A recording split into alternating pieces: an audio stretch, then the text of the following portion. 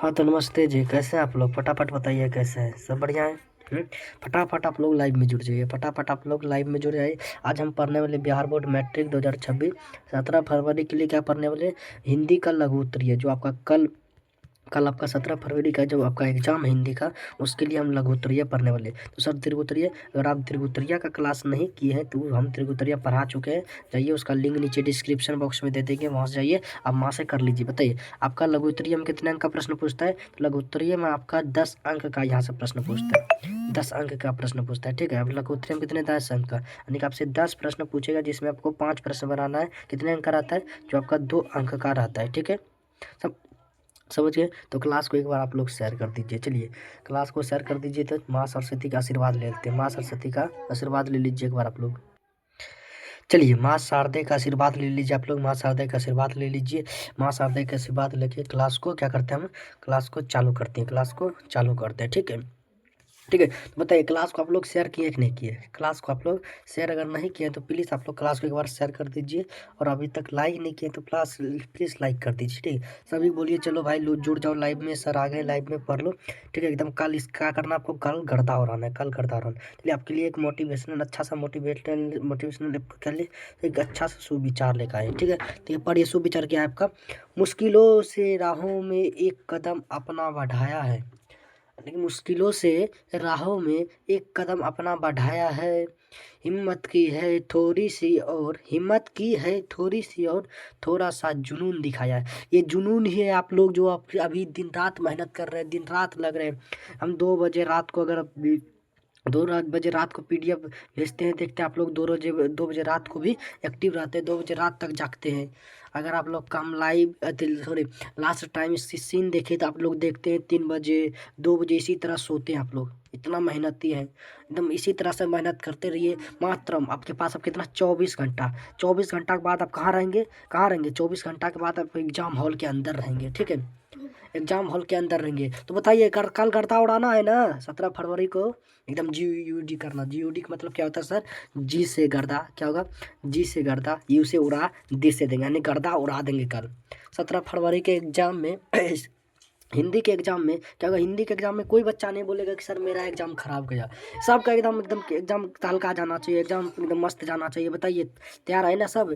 तो ठीक है, तो बढ़िया सब लोग एकदम लगे रहिए। आपके पास अभी जो भी समय है, 20 घंटा 15 घंटा जो भी समय है, उसको उसको एकदम बच्चा एकदम करता एकदम लगा दीजिए, जी जान लगा दीजिए उस समय में। ठीक है, हिंदी में कितना? एकदम 95 प्लस लाना है, 95 प्लस। ठीक है, एकदम जी जान लगा दीजिए। ठीक है, तो चलिए क्लास को चालू करते हैं। ठीक है, चलिए, विघ्नहर्ता श्री गणेश जी का आशीर्वाद लेके क्लास को चालू करते हैं। जय श्री गणेशाय नमः। ठीक है, गणेश जी का आशीर्वाद लेते सारे विघ्न को हर लेंगे हमारे प्रभु श्री गणेश जी। ठीक है, तो चलिए क्लास को कंटिन्यू करते हैं। अगर अभी तक आप क्लास को शेयर नहीं किए हैं, अगर आप तक अभी क्लास को शेयर नहीं किए, प्लीज़ सभी अपने दोस्तों को शेयर कर दीजिए और क्लास को एक बार लाइक कर दीजिए। क्लास को आप लोग क्या करिए? लाइक कर दीजिए। ठीक है, चलिए क्लास को कंटिन्यू करते हैं। तो पहले हम बता देते हैं, तो देखिए आपका क्या? लघु सॉरी दीर्घ, दीर्घ तो हम पहले करा चुके हैं। दीर्घ अगर नहीं उसका क्लास किए हैं तो प्लीज़ बाबू कर लीजिए क्लास जाके। ठीक है, उसका लिंक हम नीचे डिस्क्रिप्शन में दे देंगे। ठीक है, और दूसरा उसके बाद आपका हो गया निबंध, निबंध हो गया, पत्र लेखन हो गया, आपका गद्यांश हो गया। ये सब का भी हम पहले, अब कितना 1 मंथ पहले सोच लीजिए, 1 महीना पहले हम ये सब आपको पढ़ा दिए। जहाँ दुनिया आजकल पढ़ रहे हैं, हम लोग आपको 1 महीना पहले पढ़ा चुके हैं। ठीक है, अगर उसका एक बार रिवीजन आप लोग कर लीजिए, एक बार उसका रिवीजन कर लीजिए। अभी हम पढ़ लेंगे लघु। ठीक है, अभी हम लघु पढ़ लेंगे और शाम को हम कितना क्या पढ़ लेंगे? शाम को सभी ऑब्जेक्टिव पढ़ लेंगे, यानी कि संपूर्ण हिंदी का ऑब्जेक्टिव पढ़ लेंगे। संपूर्ण हिंदी का आपका क्या होगा? संपूर्ण हिंदी का ऑब्जेक्टिव होगा। उसके बाद आपका क्या होगा? व्याकरण का ऑब्जेक्टिव हो जाएगा। तो बताइए, कहीं से कुछ छूटा जी? कहीं से कुछ नहीं छूटेगा। 100 में 100 नंबर का क्या है आपका लक्ष्य है? तो 95 नंबर एकदम लाना ही लाना, 95 प्लस सबको लाना है। ठीक है, बताइए 100 नंबर का तैयारी करवा दिए कि नहीं करवा दिए? अभी आपका हो गया 10 नंबर का तैयारी हम कल करवा दिए थे। आपका 5 यानी कि लघु का तैयारी पहले गद्यांश का करवा दिए थे 20 नंबर का। फिर निबंध का आपका 10 नंबर का हो गया था। पत्र लेखन आपका 5 नंबर का हो गया था। बताइए और कुछ छोटा? और कुछ छोटा? संवाद उवाद सब करा चुके हैं, आपका कुछ नहीं छूटेगा। ठीक है, तो शाम को हम शाम कितने बजे? शाम को 6:30 बजे, शाम को 6:30 PM में आप लोग इसी चैनल पर, आप लोग इसी चैनल पर, अगर नए बच्चे हैं कोई तो बता देते हैं, इसी चैनल पर तैयार रहिएगा। संपूर्ण हिंदी का ऑब्जेक्टिव देखने वाले हैं। ठीक है, एक भी प्रश्न नहीं छूटेगा। कल ऑब्जेक्टिव में 50/50 लगेगा, 50/50। एग्जाम से बाहर आके बोलिएगा सर गर्दा उड़ा दिए, सर हिंदी तो फाड़ दिए, हिंदी का पेपर। ठीक है, एकदम तैयार रहिए। शाम को 6 बजे मिलते हैं ऑब्जेक्टिव वाले में। अभी हम पढ़ेंगे क्या, लघु पढ़ेंगे, अभी लघु उत्तरीय प्रश्न पढ़ेंगे, ठीक है। चलिए क्लास को कंटिन्यू करते हैं। सभी हम लघु उत्तरीय प्रश्नों को देखने वाले हैं। यहाँ से आपका एग्जाम में कितना प्रश्न, 10 प्रश्न आएंगे। 10 प्रश्न आपके एग्जाम में आएंगे। यहाँ से आपको कितना प्रश्न बनाना 5 ही है, ठीक है। एकदम बढ़िया से एक भी प्रश्न आपसे नहीं छूटेगा, ये मेरा वादा है, भरोसा है मेरे कंटेंट पर, मेरी मेहनत पर, कि आपका एक प्रश्न भी एग्जाम में नहीं छूटेगा। कोई बच्चा नहीं बोल सकता कि मुझे मेरे लघु उत्तरीय में एक प्रश्न भी छूट गया, ठीक है। अगर आप पढ़ने वाले बच्चे हैं, मेहनती बच्चे हैं, तो आपका एक भी प्रश्न नहीं छूटेगा, ठीक है। तो एकदम पूरा एकदम ध्यान से क्लास को पूरा करिए, ठीक है। तो चलिए 1 नंबर क्वेश्चन देखिए। 1 नंबर आपका क्वेश्चन है कि मगम्मा अपनी बहू के साथ किस बात को लेकर विवाद था। जो मगम्मा थी उसकी बहू से, मगम्मा की बहू से मगम्मा का किस बात को लेकर विवाद था, ठीक है। तो देखिए मगम्मा का बहू अब नजम्मा, मगम्मा की अपनी बहू नजम्मा के साथ पोते को लेकर विवाद था। उसका जो पोता था, मगम्मा का पोता, उसी को लेकर क्या था, विवाद था। उसी को लेकर क्या था, पोते को लेकर विवाद था, ठीक है। चलिए पोते को, ओ यार इसे हो जाता है, पोते को लेकर विवाद था। मगम्मा के बेटे को भी उसकी बहू अपने बस में रखना चाहती थी, इसलिए दोनों में क्या, दोनों में हमेशा विवाद होता था। जो मगम्मा का बेटा है, मगम्मा का बेटा, वो उसका माँ चाहती थी कि बेटा मेरा बात सुने, और उसका बहू चाहते नहीं, कि मगम्मा की बहू चाहती थी कि ये मेरा बात सुने। इसी को लेकर क्या होता था, विवाद घर में होता रहता था, ठीक है। बताइए, लिख पाइएगा अगर कल के एग्जाम में ये पूछ दे, बताइए मगम्मा का अपनी बहू नजम्मा के साथ किस बात को लेकर विवाद था, तो हो जाएगा। एकदम 100% लिख के आइएगा, आप लोग पर हमें विश्वास है, ठीक है। बताइए अगर प्रश्न एक, मान लीजिए एक भी प्रश्न आपसे नहीं आ रहा है, तो बताइए छोड़ दीजिएगा या बना के आइएगा। अगर प्रश्न नहीं भी आता है ना सर, नहीं भी आता है ना, तो अपना 100% देंगे, ठीक है। अब एक अच्छा विद्यार्थी कभी बहाना नहीं करता, कभी किस चीज़ को लेकर बहाना नहीं करता कि ये चीज़ नहीं, वो चीज़ नहीं, ठीक है। वो अपना 100% देता है, और जो अपना 100% देता है उसी का रिजल्ट 100% आता है, ठीक है। जब अपना 100% दीजिएगा, ठीक है। चलिए अगला प्रश्न पर चलता है। अगला 2 नंबर आपका प्रश्न देखिए। तो 2 नंबर आपका प्रश्न क्या है, तो 2 नंबर प्रश्न की, चलिए 2 नंबर आपका प्रश्न क्या है, तो 2 नंबर आपका प्रश्न है कि रगम्पा रगम्पा कौन था और वह मगम्मा से क्या चाहती थी। बताइए रगम्पा कौन था। तो रगम्पा मगम्मा के गांव का एक जुआरी व्यक्ति था, जो कुछ पैसे कर्ज मांगने के लिए मगम्मा के पीछे पड़ गया था। जो रगम्पा था, रगम्पा ये मगम्मा के गाँव का ही था, एक जुआरी व्यक्ति था। मगम्मा के गाँव का क्या था, एक जुआरी व्यक्ति था, जो मगम्मा से क्या चाहती थी, कुछ पैसा कर्ज चाहती थी, कुछ पैसा कर्ज चाहती थी। बताइए हो गया, हो गया, हाँ हो जाएगा ना। चलिए अगला प्रश्न पर चलते हैं। 3 नंबर आपका प्रश्न देखिए। तो 3 नंबर आपका प्रश्न देखिए, 3 नंबर प्रश्न क्या है, ठीक है। तो 3 नंबर प्रश्न को हम लोग देखते हैं। तो 3 नंबर आपका प्रश्न है, बहू ने सास को मनाने के लिए कौन सा तरीका अपनाया। बहू नजम्मा ने अपनी सास मगम्मा को मनाने के लिए कौन सा विधि अपनाया, बताइए। तो नजम्मा अपनी सास को मनाने के लिए अपने बेटे को अपने सास के पास भेज दिया, यानी कि वो अपने बेटे को अपने क्या सास, यानी कि वो अपना उसको पोते को अपना दादी के पास भेज दिया, ठीक है। जिससे पोता धीरे धीरे दादी को मना लिया, दादी मान भी गई, ठीक है, ठीक है। तो क्या समझ गए कि नजम्मा अपनी सास मगम्मा को मनाने के लिए बेटे को अपने सास के पास भेज दिया था, जिसके बाद सास मान भी गई, ठीक है। एकदम लिख पाइएगा, एकदम आराम से लिख पाइएगा 100%। किसी को हिंदी में कोई दिक्कत होना चाहिए जी, हिंदी में कोई दिक्कत नहीं होना चाहिए, किसी भी विद्यार्थी को हिंदी में दिक्कत नहीं होना चाहिए। अगर हिंदी में आपको दिक्कत कर दिए, सोचिए आपका सब विषय में दिक्कत होगा। सोच लीजिए अगर हिंदी में आपको दिक्कत हो गया, तो हर विषय में आपका दिक्कत होगा। ये बात हम लिख के दे देते हैं, ठीक है। ये बात हम आपको लिख के दे सकते हैं कि अगर हिंदी में आपको दिक्कत, सब विषय में दिक्कत, ठीक है। चलिए अगला 4 नंबर आपका प्रश्न है कि लक्ष्मी कौन थी, बताइए। उसकी पारिवारिक चरित्र चिंतन कीजिए। लक्ष्मी की पारिवारिक चरित्र, ये हो सकता है 5 नंबर में पूछ ले, 5 नंबर में पूछ ले, लेकिन उम्मीद है कि 5 नंबर में नहीं पूछ के ये 2 नंबर में पूछे, क्योंकि 2025 का डाटा हम उठा के देखे, 2025 का डाटा उठा के थे, तो बहुत सारे ऐसे 2 नंबर वाले प्रश्न थे जिसको वो 5 नंबर में पूछ लिया। सभी विषय में हुआ है इसे, एक हिंदी में नहीं, हर विषय में हुआ है, ठीक है। तो हो सकता है 5 नंबर में भी पूछ ले, कोई बड़ा बात नहीं है, ठीक है। तो अगला 4 नंबर है कि लक्ष्मी कौन थी, उसकी पारिवारिक का चरित्र चिंतन कीजिए, ठीक है। लेकिन लक्ष्मी ढाते, सॉरी बहते नहीं होगा, ढाते होगा, या ढाते विश्वास कहानी की प्रमुख पात्र थी। वह एक बहुत ही साहसी महिला थी, बहुत एकदम साहसी महिला थी, हिम्मत वाली थी, ठीक है। वह अपने 4 बच्चे के साथ अकेले जीवन यापन करती थी, क्योंकि इसका पति लक्ष्मण कोलकाता में काम करता था। लक्ष्मी का पति लक्ष्मण कहाँ काम करता था, कोलकाता में काम करता था। लक्ष्मी की पारिवारिक स्थिति बिल्कुल अच्छी नहीं थी। उसकी जो पारिवारिक स्थिति थी, आर्थिक स्थिति थी, वो बिल्कुल भी अच्छी नहीं थी। क्या था, बिल्कुल भी अच्छा नहीं था, एकदम बहुत जर्जर स्थिति में था, ठीक है। उसके पति लक्ष्मण के कमाए पैसे से घर का पूरा खर्च नहीं चल पाता था। जिसके कारण लक्ष्मी को तहसीलदार के यहाँ छोटे मोटे क्या करना पड़ता था, काम करना पड़ता था। ठीक है, तो लक्ष्मी घर के थोड़े बहुत खर्चे चलाने के लिए कहाँ काम करते थे, तो तहसीलदार के यहाँ जाकर छोटे छोटे मोटे काम को किया करता था। बताइए हो जाएगा। हाँ बताइए, 100% अपना दे देंगे ना। हाँ तो एकदम 100% आपको कल देना है। ठीक है, एकदम जीओडी करके आना। जीओडी जैसे ही एकदम एग्जाम सेंटर से बाहर आइए तो चेहरा पर खुशी दिखना चाहिए। सर पूरा साल मेहनत किए, पूरा साल हम मेहनत किए, ठीक है, पूरा साल जी जान लगाए, मेरा एग्जाम बहुत अच्छा गया सर, एकदम हिंदी में गर्दा उड़ा दिए सर, एक भी प्रश्न नहीं छूटा सर, एकदम मस्त प्रश्न। ठीक है, मस्त एग्जाम गया। ठीक है, एकदम गर्दा उड़ाना है, कल गर्दा उड़ाना है। ठीक है, बताइए। चलिए अगला 5 नंबर आपका प्रश्न है, कहानी के आधार पर प्रमाणित करें कि उड़ीसा का जनजीवन बाढ़ और सूखा से काफी प्रभावित है। बताइए, उड़ीसा को जो जनजीवन था बाढ़ और सूखा से काफी प्रभावित, तो उसको क्या करना है, उसको आपको यहाँ लिखना है। तो लिखेंगे क्या, इस कहानी में तूफान, सूखा, तेज लहराता और बाढ़ के बारे में चर्चा है। जो धाते विश्वास कहानी है उसमें क्या है कि तूफान है, सुखाड़ है, तेज बरसात है, बाढ़, इस सभी का चर्चा है। ठीक है, इससे दर्शाया गया है कि जब लक्ष्मी के गांव में सूखा और बाढ़ आता है तो वहाँ के क्या, वहाँ के क्या होगा? वहाँ वहाँ हाँ, तो वहाँ के लोग क्या होगा, तो वहाँ के लोगों को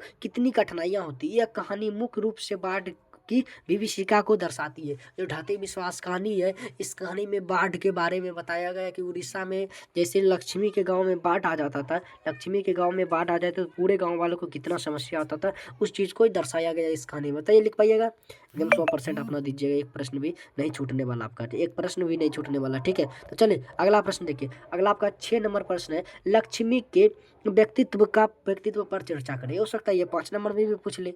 हम बोले ना कि आप बहुत सारे प्रश्न 2025 में उठा के देख लीजिए क्वेश्चन भाई, कि ऐसे बहुत सारे 2 अंकीय प्रश्न है जिसको वो 5 अंक में भी पूछ ले, तो ये हो सकता है 5 अंक में भी पूछ ले। ठीक है, इसलिए विशेष ध्यान देकर तैयारी कर लीजिएगा इस सब व्याख्या सब वाले प्रश्नों को। ठीक है, तो ऐसे तो हम लोग सारे दीर्घ पढ़ा चुके हैं। ठीक है, उसका वीडियो अगर आप उस क्लास को कर लेते हैं, उस सभी प्रश्न को 16 प्रश्न बताएं, अगर उस 16 प्रश्न को आप देख लेते हैं तो आपके एग्जाम में 100% प्रश्न बनेगा। दीर्घ में एक भी प्रश्न आपसे नहीं छूटेगा। 2 पूछेगा तो 2 में से 2 प्रश्न आपका बनेगा, लेकिन बनाएंगे आप एक ही, सोच लीजिए, एक भी प्रश्न आपसे नहीं छूट सकता। ठीक है, विद्या प्रकाश ऑनलाइन क्लासेस के छात्र, एक भी प्रश्न आपसे नहीं छूट सकता है। ठीक है, तो अगला प्रश्न क्या है, 6 नंबर देखिए प्रश्न आपका, लक्ष्मी के व्यक्तित्व पर चर्चा करें, व्यक्तित्व पर क्या करें, विचार करें। ठीक है, लिखेंगे लक्ष्मी, सॉरी बहते हो गया, ढाते, सॉरी, लक्ष्मी ढाते विश्वास कहानी की एक प्रमुख पात्र है। वो बहुत ही साहसी औरत थी। वह अपने 4 बच्चे के साथ अकेले जीवन यापन करती थी क्योंकि उसका पति लक्ष्मण, ये जैसे अभी लिखे थे ना उसी तरह के ये प्रश्न पहले भी कर चुके हैं। जो अभी प्रश्न आपको 4 नंबर पढ़ाए थे वो सेम टू सेम वही प्रश्न है। ठीक है, तो चलिए अगला 7 नंबर हम प्रश्न देखते हैं। आपका 7 नंबर बहुत ज़्यादा इंपॉर्टेंट प्रश्न है कि मंगू के प्रति माँ और परिवार के क्या है, कि मंगू के प्रति माँ और परिवार के अन्य सदस्यों के व्यवहार में जो फर्क है उसे अपने शब्दों में लिखे। ये प्रश्न आपका बहुत बहुत बहुत ज़्यादा इंपॉर्टेंट है। ठीक है, इसलिए इसका आने का बहुत ज़्यादा चांस है, 90% चांस है कि ये 26वें प्रश्न आपको देखने के लिए मिल जाए। ठीक है, तो इस प्रश्न को अच्छा से ध्यान दीजिए। जितना प्रश्न हम आपको बता रहे हैं इस वीडियो में, जितना इसका पीडीएफ आप कहाँ डाउनलोड कर पाइएगा, अगर आप हमारे ग्रुप में ज्वाइन है तो आपको तो कोई टेंशन ही नहीं, इसका पीडीएफ मिल चुका है। अगर आप ग्रुप में ज्वाइन नहीं है तो इसका पीडीएफ कहाँ से डाउनलोड कर पाइएगा, तो पहला नंबर आप टेलीग्राम से कर पाइएगा, टेलीग्राम चैनल का जिसका लिंक हम नीचे डिस्क्रिप्शन में दे देंगे। और दूसरा चीज़, आप हमारे इस नंबर पर कॉल करिए चाहे मैसेज करिए कि हमको ग्रुप में जोड़ना है, हम ग्रुप में आपको बिल्कुल फ्री में जोड़ेंगे, एक भी पैसा नहीं लगेंगे। ठीक है, तो नंबर है 8882301410। इस नंबर पर कॉल करिए, भैया हमको ग्रुप में जुड़ना है, एक रुपया भी आपको पे नहीं करना होगा, आपको ग्रुप में जोड़ दिया जाएगा। ठीक है, चलिए क्या है, तो प्रश्न देखिए अगर 7 नंबर है कि मंगू के प्रति माँ और परिवार के अन्य सदस्यों के व्यवहार में जो फर्क है उसे अपने शब्दों में लिखना है। मतलब एग्जाम में जो प्रश्न आपको लिखना है अपने शब्दों में लिखना है या किताबी भाषा में, तो उसको जितना हो सके अपने शब्दों में लिखना है। ठीक है, उस प्रश्न को समझकर अपने शब्दों में लिखना है, किताबी भाषा पे उसको नहीं लिखना है। ठीक है, तो देखिए उत्तर क्या है, मंगू के प्रति माँ और परिवार के अन्य सदस्यों में व्यवहार में जमीन आसमान का फर्क था। जो मंगू की माँ थी और उसके परिवार के व्यवहार में, मंगू के प्रति व्यवहार में अब जमीन और आसमान का क्या था, फर्क था। जहाँ जहाँ अपने पागल और गूंगी बेटी से बहुत ज़्यादा प्यार करती थी। माँ थी अपनी पागल और गूंगी बेटी से क्या करती थी, बहुत ज़्यादा प्रेम करती थी, बहुत ज़्यादा प्यार करती थी। माता पिता और गुरु का अनकंडीशनल प्यार है, इसमें आपको कोई लोभ से प्यार नहीं होता। अगर आप एक दोस्त बनाते हैं चाहे किसी से प्रेम करते हैं, चाहे कुछ भी करते हैं, तो उसमें कुछ ना कुछ चीज़ का लोभ रहता है कि अगर सामने वाले से हमको ये चाहिए। लेकिन माता पिता और गुरु के प्यार जो होता है, गुरु का प्यार अनकंडीशनल प्यार होता है। ठीक है, माता पिता और गुरु ही चाहता है कि हमारे बच्चे हमसे आगे हो, वो उस ऊंचाइयों को छुए जो हम नहीं छू पाए। एक गुरु भले ही बादशाह नहीं होता, क्या होता है, एक गुरु भले ही बादशाह नहीं होता, लेकिन अपने शिष्यों को बादशाह बनाने का दम रखता है। ठीक लीजिए, अपने गुरु भले ही बादशाह ना होता, लेकिन अपने शिष्यों को बादशाह बनाने का दम रखता है। तो आप सभी को बादशाह बनना है। ठीक है, सभी को सिकंदर बनना है, पूरी दुनिया पर राज करना है। ठीक है, एकदम जी जान लगा दीजिए। आपके पास अभी 20 घंटा समय है, लगभग 20 से 22 घंटा समय है। तो इस 20-22 घंटा में जान लगा दीजिए। अगर कल जब बैठेंगे आप एग्जाम में बैठेंगे, तो वो 3 घंटा आपका एकदम सुनहरा 3 घंटा, उसको इस तरह बिताइए कि आपका इतिहास में नाम लिखा जाए। जब भी 10th का रिजल्ट पूछे, जब भी 10th आज से अगर मान लीजिए 26 में आपका रिजल्ट आएगा, 26 में छोड़कर अगर 30 में भी 10th का रिजल्ट का नाम आए, तो एक बार आपका नाम जरूर होना चाहिए कि 26 में उसने परचम लहराया था, उसका इतना कोई भी नंबर नहीं ला पाया था। ये चीज़ आप एकदम मन में बैठा लीजिए कि हमको इतना नंबर एकदम बढ़िया मेहनत करना है कि अगर कभी भी 2027 में अगर रिजल्ट पूरा अपना गांव में रिजल्ट का नाम हो, 28 में किसी का रिजल्ट लिख ले, तो मेरा रिजल्ट एक बार जरूर उसका नाम, मेरा रिजल्ट में जरूर उसका नाम, मेरा नाम रहे। 26 का रिजल्ट भी उस समय बोला जाए। ठीक है, इतना मेहनत आपको करना है। ठीक है, तो क्या समझ गए। तो कहाँ थे हम? हाँ, माँ जहाँ अपने पागल और गूंगी बेटी से बहुत ज़्यादा प्यार करती थी, वहीं परिवार के अन्य सदस्य मंगू को घर का बोझ समझता था। जो परिवार के अन्य सदस्य, उसके भाई बहन क्या समझते थे, मंगू को बोझ समझते, चाहते थे कि मंगू किसी भी तरह से मर जाए। ठीक है, वह चाहते थे कि मंगू को अस्पताल छोड़ दिया जाए, या मंगू घर पर ही क्या हो मर जाए तो कोई दिक्कत नहीं है। ठीक है, लेकिन माँ ऐसा नहीं चाहती थी। माँ चाहती थी अगर मंगू का प्राकृतिक मौत हो, अगर प्राकृतिक मौत हो नॉर्मल तरीका से, तो कोई दिक्कत नहीं। अगर मंगू को इस तरह, चलिए अगला प्रश्न पर चलते हैं। ठीक है, अगला प्रश्न पर हम लोग चलते हैं। ठीक है, चलिए 8 नंबर प्रश्न देखिए आपका। 8 नंबर आपका प्रश्न क्या? 8 नंबर प्रश्न है कि मंगू को अस्पताल में क्यों भर्ती नहीं करना चाहती थी? विचार करें। जो माँ थी, मंगू की माँ, वो जो मंगू को अस्पताल में क्यों भर्ती नहीं करना चाहती थी? ठीक है, माँ सोचती थी अगर उसका मंगू को घर में कोई देखने वाला नहीं है, तो मंगू को अस्पताल में फिर कौन देखेगा? यहाँ तो हम हैं, तो मंगू को एकदम बढ़िया से सेवा सत्कार कर देते हैं, खाना वगैरह दे देते हैं। अस्पताल में मंगू को कौन देखेगी? ये चीज़ सोच सोच के माँ जो थी, मंगू को अस्पताल में भर्ती करना नहीं चाहती। ठीक है, तो चलिए उत्तर पढ़िए। उत्तर है, माँ मंगू को अस्पताल में भर्ती करना नहीं चाहती थी क्योंकि माँ को ऐसा लगता था कि उसकी पागल और गूंगी बेटी मंगू का अस्पताल में ठीक से ख्याल नहीं रखा जाएगा। उसे लगता था कि मंगू को की सेवा अस्पताल में कौन करेगा।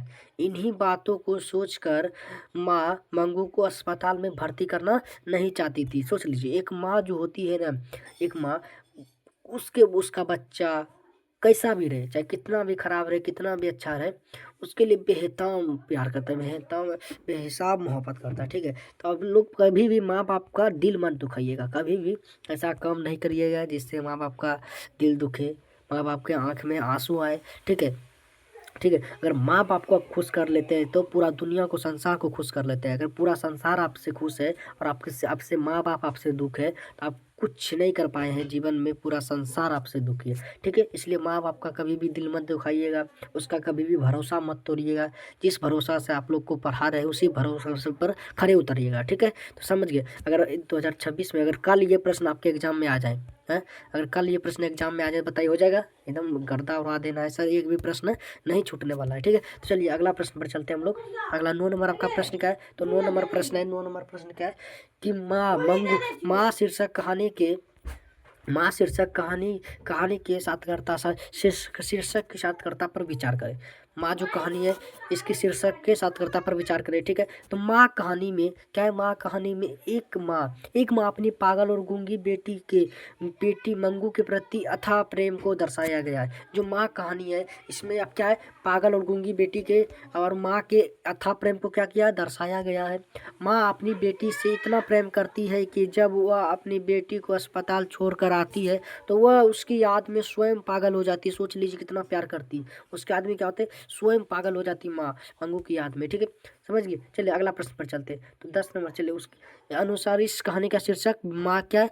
तो चलिए माँ क्या होती है, स्वयं पागल हो जाती है। तो मेरे अनुसार क्या है, तो मेरे अनुसार क्या है, मेरे अनुसार देखिए, मेरे अनुसार इस कहानी का शीर्षक माँ बिल्कुल उचित है, बिल्कुल सटीक है, ठीक है, क्योंकि इसमें माँ और बेटी के अथाह प्रेम को दर्शाया गया है। चलिए 10 नंबर प्रश्न देखिए। तो 10 नंबर आपका प्रश्न क्या है, तो 10 नंबर प्रश्न है, मंगू जिस अस्पताल में भर्ती की जाती है उस अस्पताल के कर्मचारी व्यवहार कुशल या संवेदनशील करे, संवेदनशील है या नहीं, विचार करे, विचार करे, ठीक है। तो देखिए पहले उत्तर पढ़िए। तो आपका उत्तर क्या है, तो उत्तर है, मंगू को जिस अस्पताल में भर्ती कराया जाता है वहाँ के कर्मचारी व्यवहार कुशल और संवेदनशील दोनों थे, क्योंकि वहाँ मरीजों का ख्याल अच्छे से रखा जाता था। वहाँ एक दूसरे के दुख को भी समझा जाता था। नर्स लोग भी रोगियों को अच्छे से व्यवहार करते थे, ठीक है। बताइए, ये हो जाएगा, हो जाएगा, एकदम हो जाएगा, 100% हो जाना चाहिए सर, हो जाएगा, कोई दिक्कत नहीं है, ठीक है। खाली बस हमको रिवीजन कराना है, आपको रिवीजन कराना है, ठीक है। अब पहले सब चीज़ पढ़ लिए है, आपको सिर्फ रिवीजन कराना है। चलिए 11 नंबर है, लेखक ने कहानी का शीर्षक नगर क्यों रखा, शीर्षक के साथ करता स्पष्ट करें। तो लिखेंगे, इस कहानी का शीर्षक नगर बिल्कुल सटीक है, क्योंकि जिस प्रकार नगर में पापति के इलाज के लिए पापति के इलाज के लिए उसकी माँ अस्पताल में परेशान किया, उसकी माँ को अस्पताल में परेशान किया जाता है, ठीक है। झूठ क्या, उसके माँ को डॉक्टर उसे झूठ बोलकर सुबह आने के लिए कहता है, क्या करता है, डॉक्टर उसे झूठ बोलकर क्या कहते हैं, सुबह आने के लिए कहता है। इस प्रकार यह साबित होता है कि नगर के अस्पताल में बिना घूस के कोई भी कार्य नहीं होता। बताइए, हो जाएगा, हो जाएगा, कोई दिक्कत, कोई दिक्कत, फटाफट बताइए, कोई दिक्कत, एकदम 100% होना चाहिए, कोई दिक्कत नहीं होना चाहिए, ठीक है। आपको सिर्फ रिवीजन करा रहे हैं, हम रिवीजन करा रहे हैं, ठीक है। आप पहले सब चीज़ पढ़ चुके हैं। पापाती होगा बाबू या पापाती, तो पापाती कौन थी और वह शहर क्यों लाई गई थी, ठीक है। देखेंगे पापाती को, पापाती बल्ली अम्माल की पुत्री थी। वह इलाज के लिए गांव से बड़े शहर गांव आए थे, मद्रास या मदुरै भी कह सकते, या मद्रास भी कह सकते। तो गांव से बड़े शहर मद्रास या मदुरा लाई गई थी, ठीक है, हो जाएगा, हो जाएगा, एकदम 100% हो जाना चाहिए, ठीक है। चलिए 13 नंबर प्रश्न देखिए। तो 13 नंबर आपका प्रश्न है, बड़े डॉक्टर ने अपने अनिष्ट डॉक्टर से पापपति को अस्पताल में भर्ती कर लेने के लिए क्यों कहा, विचार करें, ठीक है। लिखेंगे, बड़े डॉक्टर ब्रिटेन मेडिकल में पढ़कर आए थे। वह हाल ही में मेनिंजाइटिस रोग की अच्छी दवाइयाँ पढ़ी थी, और उसने यह भी देखा कि लड़की की हालत काफ़ी गंभीर है। लड़की की हालत क्या है, काफ़ी गंभीर है, इसलिए जो बड़े डॉक्टर इसलिए लड़की को तुरंत एडमिट करने के लिए कहा बारे डॉक्टर ने, ठीक है। एकदम लिख पाइएगा, एकदम आराम से लिख पाइएगा, आराम से लिख पाइएगा, ठीक है। तो चलिए अगला प्रश्न पर चलिए 14 नंबर आपका प्रश्न देखिए। तो 14 नंबर प्रश्न क्या है कि बड़े डॉक्टरों के आदेश के बावजूद भी क्या हुआ, कि बड़े डॉक्टर के आदेश के बावजूद भी पापपाती अस्पताल में भर्ती क्यों नहीं हो पाती है, बताइए। तो लिखेंगे, तो बड़े डॉक्टर के आदेश के बावजूद भी पापपाती अस्पताल में भर्ती नहीं हो पाती है, क्योंकि बड़े डॉक्टर क्या है, क्योंकि चलिए अगला देखिए, इधर लिखा है कि क्योंकि बड़े डॉक्टर को छोड़कर क्या है, कि बड़े डॉक्टर को छोड़कर वहाँ के अन्य कर्मचारियाँ कुशल नहीं थे। वह बेड खाली नहीं होने का झांसा देकर पति को भर्ती नहीं करते हैं। शायद उस अस्पताल में पैसे देने से जल्दी कार्य होता था, ठीक है। तो हो जाएगा, लिख देंगे, आराम से लिख देंगे, ठीक है। तो चलिए 15 नंबर क्वेश्चन आपका है कि सीता अपने ही घर में क्यों घुटन महसूस करती, वो एकदम MBBI बोल सकते हैं इसको, MBBI से। तो आपको सारे प्रश्न MBBI है, लेकिन इसको मोस्ट वेरी इंपॉर्टेंट बोल सकते हैं, ठीक है। तो सीता अपने ही घर में घुटन क्यों महसूस करती है, इस पर आप लोग क्या करें, विचार करें, लिखें। सीता अपने ही घर में घुटन महसूस करती है क्योंकि सीता का इतना बड़ा परिवार होने के बावजूद भी परिवार के लोग सीता से अच्छे से बातचीत नहीं करते थे, ना उनके बेटा ना उनकी बहू। इसलिए सीता को अपने घर में ही क्या होता था, घुटन महसूस होता था, अच्छा नहीं लगता था कि इतना बड़ी परिवार है फिर भी मुझसे कोई बातचीत नहीं करता है, ठीक है। बताइए, हो जाएगा, हो जाएगा। चलिए अगला प्रश्न पर। तो चलिए 16 नंबर का प्रश्न बहुत ज़्यादा इंपॉर्टेंट है। तो 16 नंबर, सीता का चरित्र चिंतन कीजिए। सीता का चरित्र चिंतन कीजिए। लिखेंगे, सीता 3 बेटे 3 बहुएं एवं कई पोते पोतिए वाली एक विधवा औरत है, जिसे केवल 2 रोटियों के लिए परिवार में यातनाएं सहनी पड़ती है। अकेले बूढ़ी माँ 3 बेटे पर भारी पड़ जाती है। सीता के बेटे माँ की रोटी के लेकर अलग अलग नियम बनाते हैं, और अंत में एक दिन सीता घर को छोड़कर चली जाती है, घर को छोड़कर क्या करती है, चली जाती है, ठीक है। बताइए, हो जाएगा, हो जाए। चलिए अगले प्रश्न पर। तो चलिए 17 नंबर आपका प्रश्न बहुत ही इंपॉर्टेंट है। ये लेखक किस विडंबना की बात करते हैं? विडंबना का स्वरूप क्या है? जो भीमराव अम्बेडकर जी है, किस विडंबना की बात करते हैं, उसका स्वरूप क्या है देखेंगे। लेखक के लिए विडंबना की बात यह है कि इस आधुनिक युग में भी जातिवाद के पोषक की क्या है, कमी नहीं है। ठीक है, हो जाएगा।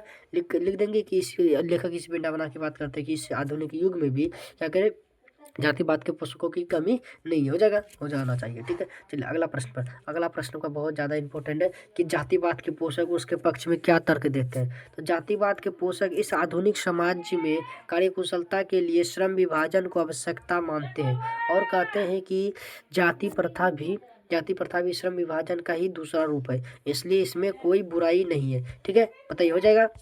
100% हो जाएगा सर, 100%। ठीक है, तो चलिए अगला प्रश्न 9 नंबर प्रश्न पर, सॉरी 19 नंबर प्रश्न आपका है।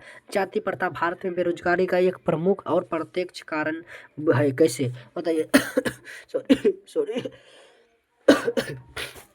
ये प्रश्न आपका बहुत बहुत इंपॉर्टेंट, बहुत इसका आने का कल बहुत ज़्यादा चांस है, आने का बहुत ज़्यादा चांस है आपका। इसका आने का क्या है, 17 फरवरी को आने का कल आपका ये प्रश्न आने का बहुत ज़्यादा चांस है। ठीक है, तो क्या है कि जाति प्रथा भारत में बेरोजगारी भारत में बेरोजगारी का एक प्रमुख और प्रत्यक्ष कारण कैसे बनी है। ठीक है, लिखेंगे कि भारत में जाति प्रथा लोगों को कोई भी ऐसा कार्य नहीं चुनने देती है जो उनके पूर्वजों ने नहीं किया हो। लोग अपने पूर्वजों का ही कार्य चुनते हैं, जिसके कारण भारत में क्या है, जिसके कारण भारत में जाति प्रथा क्या है, जिसके कारण जाति प्रथा भारत में बेरोजगारी का प्रमुख और प्रमुख कारण बनी हुई है। ठीक है, हो जाएगा, कोई दिक्कत नहीं होना चाहिए। चलिए अगला प्रश्न 20 नंबर आपका प्रश्न देखिए। 20 नंबर आपका प्रश्न क्या है, खोखा हुआ है, खोजा नहीं होगा। खोखा किन मामलों में अपवाद था? ठीक है, खोखा किन मामलों में अपवाद था? खोखा किन मामलों में अपवाद?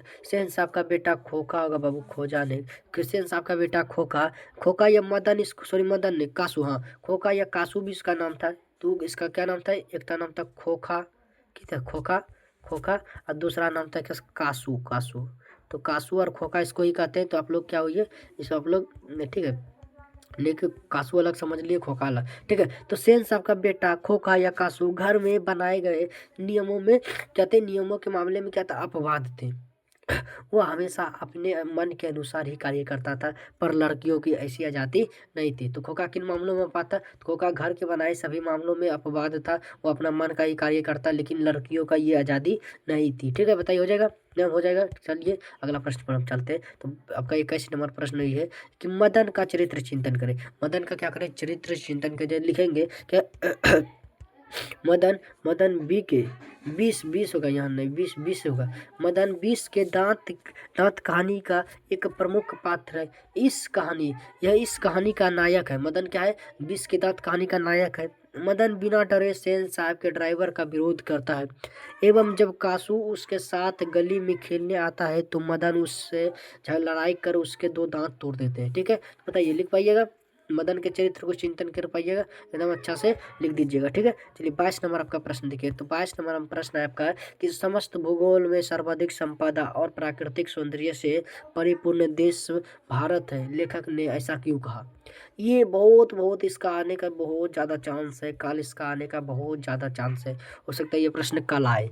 ठीक है, ये कल आने का बहुत ज़्यादा चांस है, ऐसे हमको लग रहा है। ठीक है, तो प्रश्न क्या है कि समस्त भूगोल में सर्वाधिक संपदा और प्राकृतिक सौंदर्य से परिपूर्ण देश भारत है, लेखक ने ऐसा क्यों कहा? ठीक है, तो लिखे उत्तर क्या है कि लेखक ने भारत को सर्वाधिक संपदा और प्राकृतिक सौंदर्य से परिपूर्ण देश कहा है क्योंकि भारत में किसी भी संपदा की अन्य देशों की तुलना में कोई कमी नहीं है। भारत में पेड़ है, झरना है, नदी है, तालाब है, बहुत चीज़ है। ठीक है, ठीक है, क्योंकि चलिए, क्योंकि भारत में किसी भी संपदा की अन्य देशों की तुलना का कोई भी कमी नहीं है और भारत का सौंदर्य भी काफी आकर्षक है। यहाँ की नदियाँ, पर्वत एवं हरे भरे खेत लोगों की अपनी ओर आकर्षित करता है। ठीक है, इसलिए लेखक मैक्स मुलर ने इसे संपदा और प्राकृतिक से परिपूर्ण सौंदर्य बताया। बताइए, हो जाएगा। हाँ, चले अगले प्रश्न पर चलिए। यहाँ हमको सिर्फ रिवीजन करना है, ठीक है, यहाँ हमको सिर्फ रिवीजन करना है, ठीक है। चलिए 23 नंबर, लेखक की दृष्टि में सच्चे भारत के दर्शन कहाँ हो सकते हैं और क्यों, ठीक है। लिखेंगे लेखक मैक्स मुलर के अनुसार सच्चे भारत का दर्शन ग्रामीण इलाकों में हो सकते हैं, या कि नहीं, यह ये नहीं कि दिल्ली मुंबई जैसे कोलकाता शहरों में होगा, क्योंकि भारत की असली सौंदर्य कहाँ बसती है, असली प्राकृतिक असली जो मज़ा है वो भारत के गाँव में मिलेंगे, आपको दिल्ली मुंबई कलकत्ता जैसे बड़े शहरों में नहीं मिलेंगे, ठीक है। समझ गए, बताइए, हो जाएगा?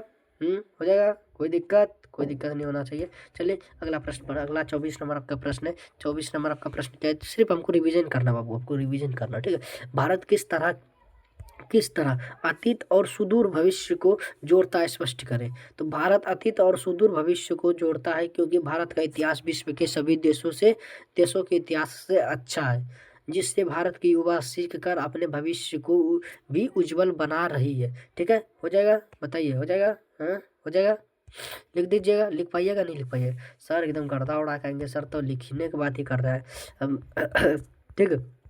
चलिए, तो 25 नंबर आपका प्रश्न देखिए, 25 नंबर आपका प्रश्न बहुत बहुत इंपॉर्टेंट है, ठीक है। 25 नंबर आपका प्रश्न बहुत ज़्यादा इंपॉर्टेंट हो सकता है, ये प्रश्न आपको कल देखने के लिए मिलेगा, ठीक है। क्या है, नाखून क्यों बढ़ते हैं, यह प्रश्न लेखक के आगे कैसे उपस्थित हुआ, बताइए। नाखून क्यों बढ़ते हैं, ये लेखक ये प्रश्न लेखक के आगे कैसे आया, ठीक है। देखेंगे, नाखून क्यों बढ़ते हैं, यह प्रश्न लेखक के सामने तब उपस्थित हुआ जब लेखक की छोटी सी पुत्री ने लेखक से पूछा कि पिताजी पिताजी नाखून क्यों बढ़ते हैं, बताइए। यार आप ही इमेजिन करिए, आप कल्पना कीजिए कि आप घर में आपके छोटे भाई बहन या कोई भी छोटा बच्चा आकर पूछ ले, भैया भैया भैया बताइए कि नाखून क्यों बढ़ते हैं, फिर आपके मन में आएगा, हाँ यार सही में इसको तो बार बार हम काट देते फिर भी बढ़ता क्यों है, आप सोचने लगिएगा। उसी तरह से जब लेखक बैठे थे घर में, तो वहीं उसकी छोटी बेटी आती है और पूछते, पिताजी पिताजी बताइए नाखून क्यों बढ़ते हैं। तो लेखक के मन में ये बात है, सही में नाखून आखिर बढ़ता क्यों, तो इसलिए वो लिख दिया नाखून क्यों बढ़ते हैं, ये पूरा पूरा क्या क्या एक चैप्टर किताब ही लिख दिया, ठीक है। नाखून क्यों बढ़ते हैं, समझ गए, हो पाएगा, बताइए, लिख पाइएगा, हम आपको विश्वास है 100% लिख के आइएगा, ठीक है। 26 नंबर क्वेश्चन पर चलते, तो 26 नंबर आपका क्वेश्चन है, लेखक द्वारा नाखूनों को अस्त्र के रूप में देखना कहाँ तक संगत है। लेखक हजारी प्रसाद द्विवेदी जी बताते हैं कि नाखून हमारे अस्त्र के रूप कार्य करता है, तो ये बात कहाँ तक सही है। तो लेखकों द्वारा नाखूनों को अस्त्र के रूप में देखना काफ़ी हद तक संगत है, क्योंकि अस्त्र से हम अपनी सुरक्षा करते हैं, क्योंकि लाखों वर्ष पहले हम आदि मानव थे और अपनी सुरक्षा के लिए नाखून का प्रयोग करते थे, ठीक है। इसलिए क्या है, इसलिए नाखून को अस्त्र के रूप में देखना काफ़ी हद तक क्या है, काफ़ी हद तक संगत है, काफ़ी हद तक सही है, ठीक है। हो जाएगा, हो जाएगा, कोई दिक्कत नहीं होना चाहिए, हो जाएगा, ठीक है। मेरा गला भी थोड़ा फंस चुका है, ठीक है, सर्दी हो चुका, गला भी हम लोग का थोड़ा फंस चुका है, इसलिए थोड़ा आवाज़ हो सकता है, उसका हुआ, ठीक है। चलिए 27 नंबर आपका प्रश्न है, मनुष्य बार बार नाखून क्यों काटते हैं, मनुष्य बार बार नाखून को क्यों काटता है, बताइए। ये प्रश्न आपके मन में भी बार बार आया होगा, हम बार बार नाखून काटते हैं फिर भी बढ़ जाता है, बार का सॉरी बार बार हम क्या करते हैं, बाल काटते हैं फिर भी वो बढ़ जाता है, क्यों बढ़ता है, आखिर कारण क्या है। आपके मन में ये सवाल आया होगा बहुत बार, ठीक है, फिर आपने अनदेखा कर दिया होगा, ठीक है। तो यहाँ देखिए, लेखक कहते हैं कि बार बार क्या होता है कि मनुष्य बार बार नाखून क्यों काटते हैं, मनुष्य बार बार नाखून क्यों काटते हैं, तो लिखेंगे उत्तर कि मनुष्य बार बार नाखून को इसलिए काटता है क्योंकि वह अपनी पशु वृत्ति यानी पुरानी चिन्हों को क्या भुला देना चाहता है। वो भुला देना चाहता है कि हम अगले जन्म में मनुष्य नहीं थे, हम एक पशु के समान थे। उस चीज़ों को भुला देने के लिए वो क्या करते हैं, अपने नाखून को बार बार काटते हैं, ठीक है। लिखेंगे मनुष्य बार बार नाखून इसलिए काटता है क्योंकि वो अपने पशु वृत्ति यानी पुरानी चिन्हों को भुला देता है, ठीक है, हो जाएगा। चलिए अगला 28 नंबर आपका प्रश्न देखिए, तो 28 नंबर आपका प्रश्न है, देवनागरी लिपि के अक्षरों में स्थिरता कैसी आई, देवनागरी लिपि के अक्षरों में स्थिरता कैसे आई, बताइए। तो करीब 2 सदी पहले यानी कि 200 साल पहले, क्या करीब 2 सदी यानी कि 200 साल पहले इस लिपि के टाइप बने और इसमें पुस्तक छपने लगी, जिसके कारण इसके अक्षरों में क्या हुआ, स्थिरता आ गई, हो जाएगा। हो जाएगा, कोई दिक्कत नहीं होना चाहिए, ठीक है। तो चलिए अगला प्रश्न हम चलते हैं, ये आपका 29 नंबर प्रश्न देखिए, 29 नंबर प्रश्न है कि देवनागरी लिपि में कौन कौन सी भाषाएं लिखी जाती है, बताइए। तो देवनागरी लिपि में हिंदी, संस्कृत, मराठी, नेपाली इत्यादि भाषाएं लिखी जाती है। देवनागरी लिपि में ये सब भाषा लिखी जाती है। ऑब्जेक्टिव में आपसे पूछ सकता है, बताइए हिंदी को कौन सा लिपि में लिखते हैं? तो हिंदी को हम लिखते हैं देवनागरी लिपि में, संस्कृत को देवनागरी लिपि में। ये आपका ऑब्जेक्टिव में कल पूछ सकता है, ठीक है, समझे। तो चलिए 30 नंबर प्रश्न है कि आपका 30 नंबर प्रश्न है कि गुरज प्रतिहार कौन है? गुरज प्रतिहार गुरज प्रतिहार कौन है? ठीक है, तो गुरज प्रतिहार भारत के बाहर से आए थे, जो 8वीं सदी से पहले ही अवंती प्रदेश में अपना शासन खड़ा कर लिया। बाद में उन्होंने कन्नौज पर भी अधिकार जमा लिया। ठीक है, तो हो जाए कन्नौज पर भी क्या किया? अधिकार जमा लिया। बताइए, हो जाएगा गुरज प्रतिहार के बारे में अगर पूछ ले तो बताइए गुरज प्रतिहार कौन है? तो हो जाएगा, तो लिखिएगा गुरज प्रतिहार भारत के बाहर से आए थे, जो 8वीं सदी से पहले ही अवंती प्रदेश में अपना शासन खड़ा कर लिया था। बाद में उन्होंने कन्नौज पर भी अधिकार जमा लिया। ठीक है, तो चले अगला 31 नंबर प्रश्न पर हम लोग चलते। 31 नंबर आपका प्रश्न क्या है? तो 31 नंबर प्रश्न, अपने शब्दों में पहली बार देखे बहादुर का वर्णन कीजिए। यानी कि जब पहली बार लेखक के साला बहादुर को देखे थे तो उसका वर्णन कीजिए, अपने शब्दों में वर्णन करना, अपने शब्दों में, ठीक है, किताबी में नहीं। तो लिखेंगे कि लेखक अमरकांत जी के अनुसार पहली बार देखे बहादुर 12-13 वर्ष का, गोरा सा रंग, चिपटा सा मुंह, हाफ पैंट हाफ शर्ट, भूरा रंग का जूता एवं गले में स्काउट गाइड का स्पार्क लिए खड़े था। ठीक है, जब लेखक अमरकांत ने पहली बार बहादुर को देखा तो बहादुर का कैसा लुक था? बताइए कैसा लुक था? तो लिखेंगे तो वो 13 वर्ष का एक बच्चा था, 12-13 वर्ष का, गोरा रंग, चपटा सा मुंह, हाफ पैंट था, हाफ शर्ट था, भूरा सा रंग का जूता पहना था, गले में स्काउट गाइड का क्या था? इसमें रुमाल लिया था। ठीक है, बताइए, हो जाएगा? लिख पाइएगा?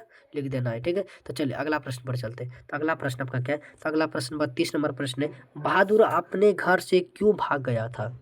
बहादुर अपने ही घर से क्यों भाग गया था? बताइए। तो लिखेंगे बहादुर की माँ चाहती थी कि बहादुर घर के कामकाज में हाथ बटाए, परंतु बहादुर ऐसा नहीं करता था, इसलिए उसकी माँ बहादुर से रूठ जाती है। एक दिन बहादुर ने माँ की प्यारी भैंस को पीटा था, जिसकी कल्पना कर माँ ने बहादुर को भी बहुत पीटा। अंत क्या हुआ? अंत में बाद में बहादुर घर छोड़कर क्या हुआ? भाग गया। ठीक है, मेन बात ये का कि माँ चाहती है कि बहादुर मेरे साथ कुछ काम करे, मेरा हाथ बटाए। बहादुर ये चीज़ नहीं करना चाहते थे। ठीक है, तो एक दिन बहादुर ने क्या किया? माँ की प्यारी भैंस को धर के पीट दिया। ठीक है, तो माँ भी उसका कल्पना करके उसका 2 गुना 4 गुना बहादुर को पीटा। तो बहादुर गुस्सा करके घर से क्या हुआ? घर से भाग गया। ठीक है, हो जाएगा? ठीक है, तो चलिए अगला प्रश्न आपका देखिए, आपका 33 नंबर प्रश्न है, बहादुर के आने से लेखक के घर और परिवार का सदस्य पर कैसा प्रभाव पड़ा? ठीक है, बहादुर के आने से लेखक के घर और परिवार के सदस्यों पर कैसा प्रभाव पड़ा? तो लिखेंगे बहादुर के आने से लेखक के घर अच्छी तरह से सफाई होने लगी, घर के सदस्यों को काफ़ी आराम मिलने लगा, क्योंकि उनके लगभग सभी कार्य बहादुर करने लगा था। ठीक है, बताइए, हो जाएगा? हो गया? है कोई दिक्कत नहीं होना चाहिए। ठीक है, तो चलिए 34 नंबर आपका प्रश्न हम देखते हैं। तो 34 नंबर प्रश्न देखिए क्या है कि घर आए रिश्तेदार ने कैसा पाप रचा और उसका क्या परिणाम निकला? ठीक है, जब लेखक अमरकांत के रिश्तेदार घर आए थे तो उस कैसा षड्यंत्र रचा और कैसा रिजल्ट आया? तो ठीक है, उत्तर कि लेखक के घर आए रिश्तेदार ने 11 रुपये खो जाने का पाप रचाया। उसका परिणाम यह निकला कि बहादुर को काफ़ी कठिनाइयों सहनी पड़ी। उसी दिन बहादुर काफ़ी उदास रहने लगे। उसी दिन से बहादुर क्या हुआ? काफ़ी दुखी रहने लगे थे। ठीक है, और लेखक के घर वाले भी बात बात पर उसे डांटने लगने थे, मारने लगते थे। ठीक है, बताइए, हो जाएगा? हाँ, लिख दीजिएगा, कोई दिक्कत नहीं। ठीक है, तो 35 नंबर प्रश्न देखिए। तो 35 नंबर आपका प्रश्न है, परंपरा का ज्ञान किन के लिए सबसे आवश्यक है और क्यों? परंपरा का ज्ञान किसके लिए सबसे आवश्यक और क्यों? तो लिखेंगे जो लोग साहित्य के युग परिवर्तन करना चाहते हैं, क्रांतिकारी साहित्य लिखना चाहते हैं उनके लिए साहित्य की परंपरा का ज्ञान होना अति आवश्यक। क्या है? अति आवश्यक है। ठीक है, परंपरा किसके लिए चाहिए? जो साहित्य लिखना चाहते हैं, साहित्य में अपना नाम बनाना चाहते हैं, तो उसके लिए परंपरा का ज्ञान क्या है? बहुत अति आवश्यक है। ठीक है, हो जाएगा।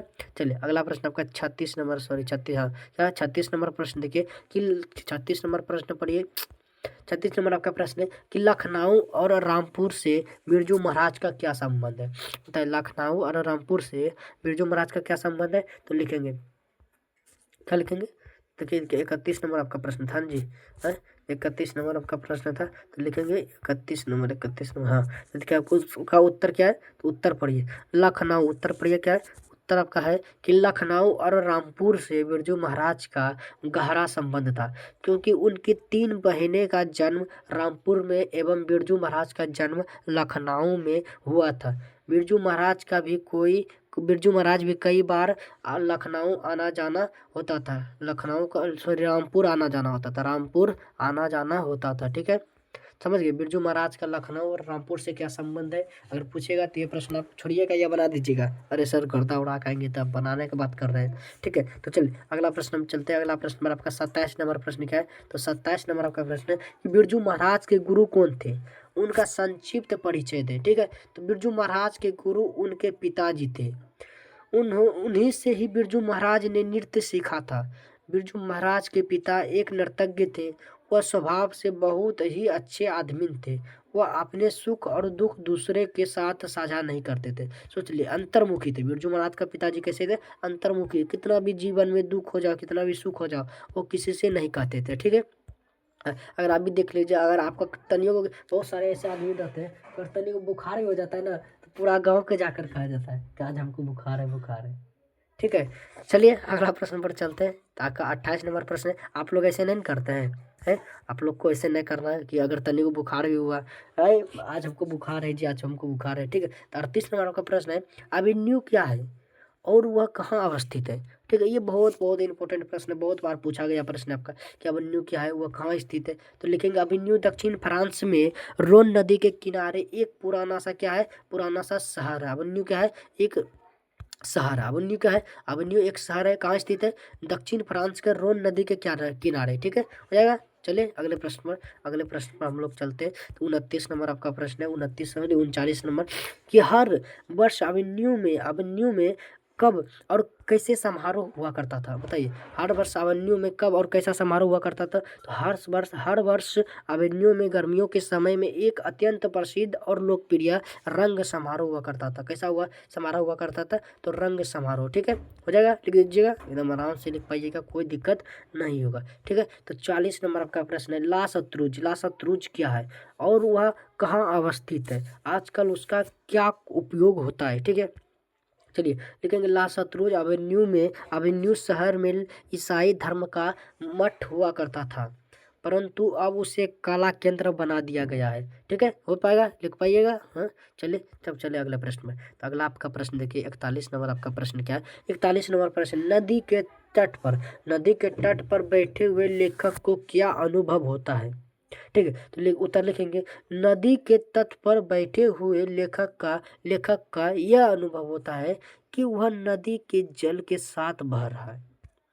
जब नदी के तट पर बैठते हैं लेखक, तो उसको ऐसा अनुभव होता है, ऐसा अनुभूति होता है कि वो नदी के तट के जल के समान वो बह रहा है। ठीक है, चले हो जाएगा। अगला प्रश्न पर चलते हैं। तो 22 नंबर आपका प्रश्न क्या है? तो 22 नंबर आपका प्रश्न पढ़िए कि मछली को छूते हुए संतु क्यों हिचकिचा रहा था?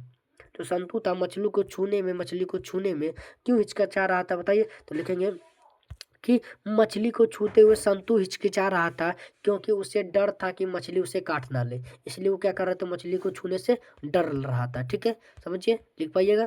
चलिए, अरे सर ये सब क्वेश्चन हम ऐसे आँख मूंद के भी लिख देंगे। ठीक है, चलिए 43 नंबर आपका क्या है कि संतु क्यों उदास हो गया? संतु जो था, संतु अति लेखक, अति किसका कहते हैं? लेखक, अरे यार भूल भी जाते हैं हम।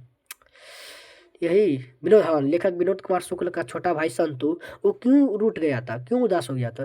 लेकिन मछली को काटते हुए देखकर मछली के साथ खेलने की उसकी अभिलाषा मर गई, इसलिए संतु उदास हो गया। संतु तो चाहता था कि पापा 3 मछली लाए हैं, उसमें एक मछली हमको दे दे, उससे खेलेंगे और उसको कहाँ डाल देंगे, कुआं में डाल देंगे, उसको पालेंगे। लेकिन पापा उसको मछली नहीं दिया, इसलिए संतु बहुत उदास हो गया था। जैसे मछली को काटते हुए देखा उसका अभिलाषा मर गई। अब उसका क्या हुआ, आशा मर गया कि अब तो मछली नहीं मिलने वाला है, अब तो मछली को काट दिया। तो वो बहुत ज़्यादा उदास हो गए। ठीक है, हो लिख पाइएगा। कोई दिक्कत, कोई दिक्कत नहीं होना चाहिए मेरे प्यारे प्यारे भाई बहन को। ठीक है, चले 44 नंबर क्वेश्चन देखते हैं। 44 नंबर आपका क्वेश्चन है, मछली और दीदी में क्या समानता दिखाई पड़ती है, स्पष्ट करें। ठीक है, मछली और दीदी में क्या समानता दिखाई पड़ती है, उसे क्या करें, स्पष्ट करें। तो लेखक के अनुसार मछली और दीदी में यह समानता दिखाई पड़ती है कि मछली जल से बाहर तरपता था और दीदी घर के अंदर तरपती थी। ठीक है, जो मछली था, मछली को अगर जल से बाहर कर दीजिएगा तो वो उसको सांस नहीं मिलेगा, वो तड़पने लगती थी। उसी तरह दीदी घर के अंदर तरप रहा था और मछली कहाँ, जल के बाहर तरफ रहता। ठीक है, हो पाएगा, लिख दीजिएगा, कोई दिक्कत, तो कोई दिक्कत नहीं होना चाहिए। ठीक है, तो चलिए 45 नंबर आपका बहुत इंपॉर्टेंट प्रश्न है। 45 नंबर, ठीक है, बहुत बार पूछा गया प्रश्न है। तो 45 नंबर आपका प्रश्न क्या है कि डुमराव की महत्ता किस कारण से है। लिखेंगे, लिखेंगे क्या कि डुमराव में नरकट नाम का एक पौधा पाया जाता है जिससे शहनाई बनाई जाती है, इसलिए डुमराव का जो महत्व है काफ़ी अधिक है। ठीक है, काफ़ी अधिक है, समझ गए, लिख दीजिएगा। ठीक है, चलिए लिख दीजिए। चलिए अगला प्रश्न आपका, सुशीर वाद्य किसे कहते हैं, शहनाई शब्द की उत्पत्ति किस प्रकार हुई। ठीक है, लिखेंगे शहनाई को सुशीर वाद्य कहा जाता है, इसे मुंह से फूंक कर बजाया, मुंह से फूंक मार कर बजाना पड़ता है। अरब देशों में शहनाई जैसी वस्तु को नई कहकर बुलाया जाता है, शहनाई को वह शहनाई कहकर बुलाया जाता है। ठीक है, सन्हा सन सनई सनई कहकर बुलाया जाता है। ठीक है, अगला अगला आपका लाइन है कि दक्षिण भारत में इसे शहनाई नाम से बुलाया जाता है। इस शब्द की उत्पत्ति विश्व के विषय की कहीं सटीक जानकारी नहीं है। ठीक है, ये कहीं भी सटीक जानकारी नहीं कि इसको शहनाई ही क्यों कहा जाता है। और ठीक है, समझ गए, हो पाएगा, हो पाएगा, कोई दिक्कत नहीं है। ठीक है, चलिए 47 नंबर आपका बहुत ही मस्त प्रश्न है, बहुत इंपॉर्टेंट प्रश्न है कि मुहर्रम पर्व से बिस्मिल्लाह खां का जुराब का परिचय पाठ के आधार पर दे। ठीक है, तो लिखेंगे मुहर्रम से बिस्मिल्लाह खां का जुड़ाव काफ़ी घनिष्ठ था। मुहर्रम का मतलब बिस्मिल्लाह खां की शहनाई, परंतु मुहर्रम के दिन बिस्मिल्लाह खां के परिवार में कोई शहनाई नहीं बजाता था, क्योंकि मुहर्रम जो था ना, एक क्या कहें, जैसे बहुत दुखद चीज़ है। मुहर्रम खुशी वाले पर्व नहीं है, वो दुख वाले पर्व है। एक मुस्लिम के लिए जो मुहर्रम रहता है वो दुख वाले पर्व है, उसके लिए खुशी वाले पर्व नहीं। इसलिए बिस्मिल्लाह खां जो था वो मुहर्रम के दिन शहनाई नहीं बजाते थे, उस दिन वो शहनाई क्या करते थे, नहीं बजाते थे। ठीक है, चलिए अगला प्रश्न 48 नंबर आपका प्रश्न है, गांधी जी बढ़िया शिक्षा किसे कहते हैं। बताइए, गांधी जी के नज़र में बढ़िया शिक्षा कौन सा है, जो खूब एकदम पढ़ लिख के इंजीनियर डॉक्टर बन जाए, एकदम आईएएस बन जाए, तो वो बढ़िया शिक्षा है क्या। ठीक है, उसके गांधी जी की नज़र में कौन सी शिक्षा है जो बढ़िया शिक्षा है, तो चलिए देखते हैं। तो गांधी जी की बढ़िया नज़र में बढ़िया शिक्षा अहिंसक प्रतिरोध, जो कि हिंसा नहीं करता हो, किसी जीव को दुखी ना करता हो, किसी जीव को मारकर खाता ना हो, वो गांधी जी की क्या है, गांधी जी की नज़र में बढ़िया शिक्षा है। ठीक है, तो अहिंसक प्रतिरोध जो अहिंसा को रोकता है, और व्यवहारिक शिक्षा जिसके जीवन में व्यवहारिक शिक्षा लोगे, बड़ों से कैसे बात करना है, छोटों से कैसे बात करना है, ठीक है, गाँव में कैसे ये सब रहना है, ये सब क्या करता है, व्यवहारिक शिक्षा को ही, जिससे मनुष्य के चरित्र का निर्माण करता है, जिससे मनुष्य का क्या होता है, चरित्र का निर्माण करता है। इससे ही गांधी जी क्या मानते थे, इससे गांधी जी बढ़िया शिक्षा मानते थे। ठीक है, समझ गए, हो जाएगा, लिख पाइएगा, कोई दिक्कत, तो कोई दिक्कत नहीं होना चाहिए। ठीक है, चलिए 49 नंबर आपका प्रश्न है कि शिक्षा का अभिप्राय गांधी जी क्या मानते हैं। गांधी जी के अनुसार शिक्षा का अभिप्राय केवल किताबी ज्ञान से नहीं है। शिक्षा ऐसी होनी चाहिए जिससे शरीर, बुद्धि और आत्मा तीनों का विकास हो। ये नहीं कि आप खाली पढ़ रहे हैं, आपको समाज में कैसे रहना है, समाज में किस तरह से बात करना है, ये चीज़ आपको पता ही नहीं, खूब किताबी ज्ञान ले रहे हैं, फॉर्मूला रट रहे हैं, वो पढ़ रहे हैं, वो पढ़ रहे हैं। इसलिए गांधी जी का कहना है कि शिक्षा ऐसा होना चाहिए जिससे आपका बुद्धि भी बढ़े, शरीर भी बढ़े और आत्मा भी बढ़े, ये तीनों का विकास हो, तभी आप एक अच्छा शिक्षा ग्रहण कर पाए हैं। ठीक है, समझे, चलिए अगला प्रश्न पढ़ते हैं। 50 नंबर आपका प्रश्न क्या है? तो 50 नंबर प्रश्न है, शिक्षा का ध्येय ध्येय गांधी जी, शिक्षा का ध्येय गांधी जी क्या मानते हैं और क्यों? ठीक है, गांधी जी शिक्षा का ध्येय व्यवहारिक शिक्षा को मानते हैं कि शिक्षा को जो ध्येय है वो व्यवहारिक शिक्षा है।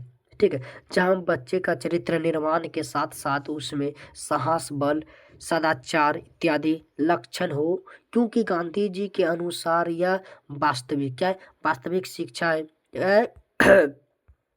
ओ यार, क्या है? ये वास्तविक शिक्षा है और इसी से एक अच्छे मनुष्य का क्या होता है? निर्माण होता है। एक अच्छे मनुष्य का क्या होता है? निर्माण होता है। क्या होता है? अगर आपके अंदर अनुशासन नहीं है, आपके अंदर क्या कहते हैं, आपके चरित्र निर्माण नहीं है, तो आप एक अच्छे मनुष्य नहीं हो पाएगा। ठीक है, तो चलिए अगला 51 नंबर प्रश्न है। 51 नंबर आपका क्या होता है? काव्य खंड से प्रश्न आपका स्टार्ट होता है। तो गद्य खंड का हम सारे प्रश्न खत्म कर दिए।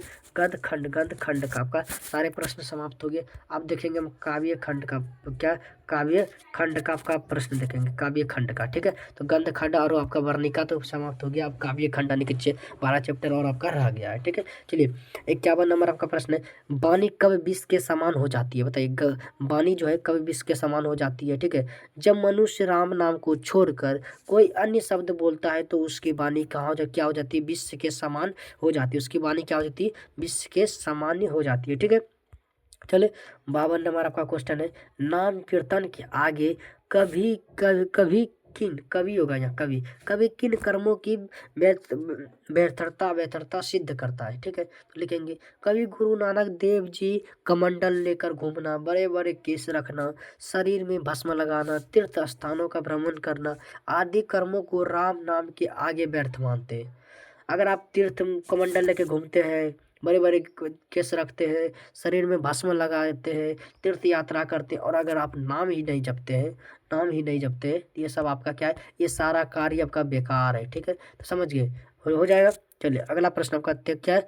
53 नंबर आपका प्रश्न है कि कवि ने माली मालिन किसे कहा है और क्यों? ये प्रश्न को बहुत ज़्यादा इंपॉर्टेंट है 2026 में। ये हो सकता है कल आपका ये प्रश्न देखने के लिए मिल भी जाए, कल प्रश्न ये आपको देखने के लिए मिल भी जाए। ठीक है, जब आप कल एग्जाम में बैठिएगा हो सकता है ये प्रश्न आपका कल देखने के लिए मिलेगा। हमको लग रहा है ऐसा, हमको 90% लग रहा है कि ये प्रश्न आपको कल देखने के लिए मिलेगा ही मिलेगा। ठीक है, तो एकदम बढ़िया से प्रश्न को लिखिएगा। देखिए क्या है कि कवि माली मालिन किसे कहते हैं और क्यों? तो लिखेंगे, कबीर रस खान ने कृष्ण राधा को माली मालिन कहा क्योंकि कवि के अनुसार जिस प्रकार पुष्प वाटिका में यानी कि फूल की बगिया में माली और मालिन का कार्य पुष्प की देखभाल करना है, ठीक उसी प्रकार कवि प्रेम वाटिका क्या है कि प्रेम वाटिका में कृष्ण राधा करते हैं, वही कार्य क्या करते हैं? कृष्ण राधा करते हैं। जैसे आप देखेंगे पुष्प की वाटिका यानी कि फूल के बाग में, गार्डन में एक माली और मालिन होता है। ठीक है, वो क्या करते हैं? फूल को देखते हैं, वो फूल को देखभाल करते हैं। उसी तरह की जब प्रेम के बगिया में, प्रेम वाटिका में इस चीज को कौन पर देखता है? इस चीज को राधा और कृष्ण देखते हैं, इसीलिए इसको राधा कृष्ण को माली और माली कहा गया। ठीक है, हो जाएगा है। चलिए अगला प्रश्न पर चलते हैं। अगला आपका 54 नंबर प्रश्न है कि कृष्ण को चोर क्यों कहा? चोर क्यों कहा गया है? कवि का अभिप्राय स्पष्ट करें। ठीक है, कृष्ण को चोर क्यों कहा गया है? कवि का अभिप्राय स्पष्ट करें। तो लिखेंगे, कबीर खान ने कृष्ण को चोर कहा है क्योंकि कवि के अनुसार नंद नंदन ने अपने चित्र को चुरा लिया। तो जो कहते भगवान श्री कृष्ण है वो कबीर खान के चित्त को चुरा लिया, मन को चुरा लिया। इसलिए न जो कबीर खान है कृष्ण भगवान को क्या कहते हैं? चोर कहते हैं, चित्त चोर। ठीक है, चलिए अगला 55 नंबर क्वेश्चन आपका क्या है? 55 नंबर आप क्वेश्चन देखिए कि कवि प्रेम मार्ग को अति सूक्ष्म क्यों कहते हैं? इस मार्ग की विशेषता क्या है? तो लिखेंगे, कवि घरानंद ने प्रेम मार्ग को अति सूक्ष्म अर्थात अत्यंत सरल कहा है क्योंकि इस मार्ग में कोई चतुराई नहीं चलती है। इस मार्ग की विशेषता यह है कि इस मार्ग पर बिना झूठे और बिना छल कपट के चलना होता है। ठीक है, अगर आप प्रेम मार्ग पर चलिएगा तो आप छल कपट कर पाइएगा क्या? छल कपट नहीं, छल कपट आपको नहीं करना पड़ेगा। ठीक है, हो जाएगा।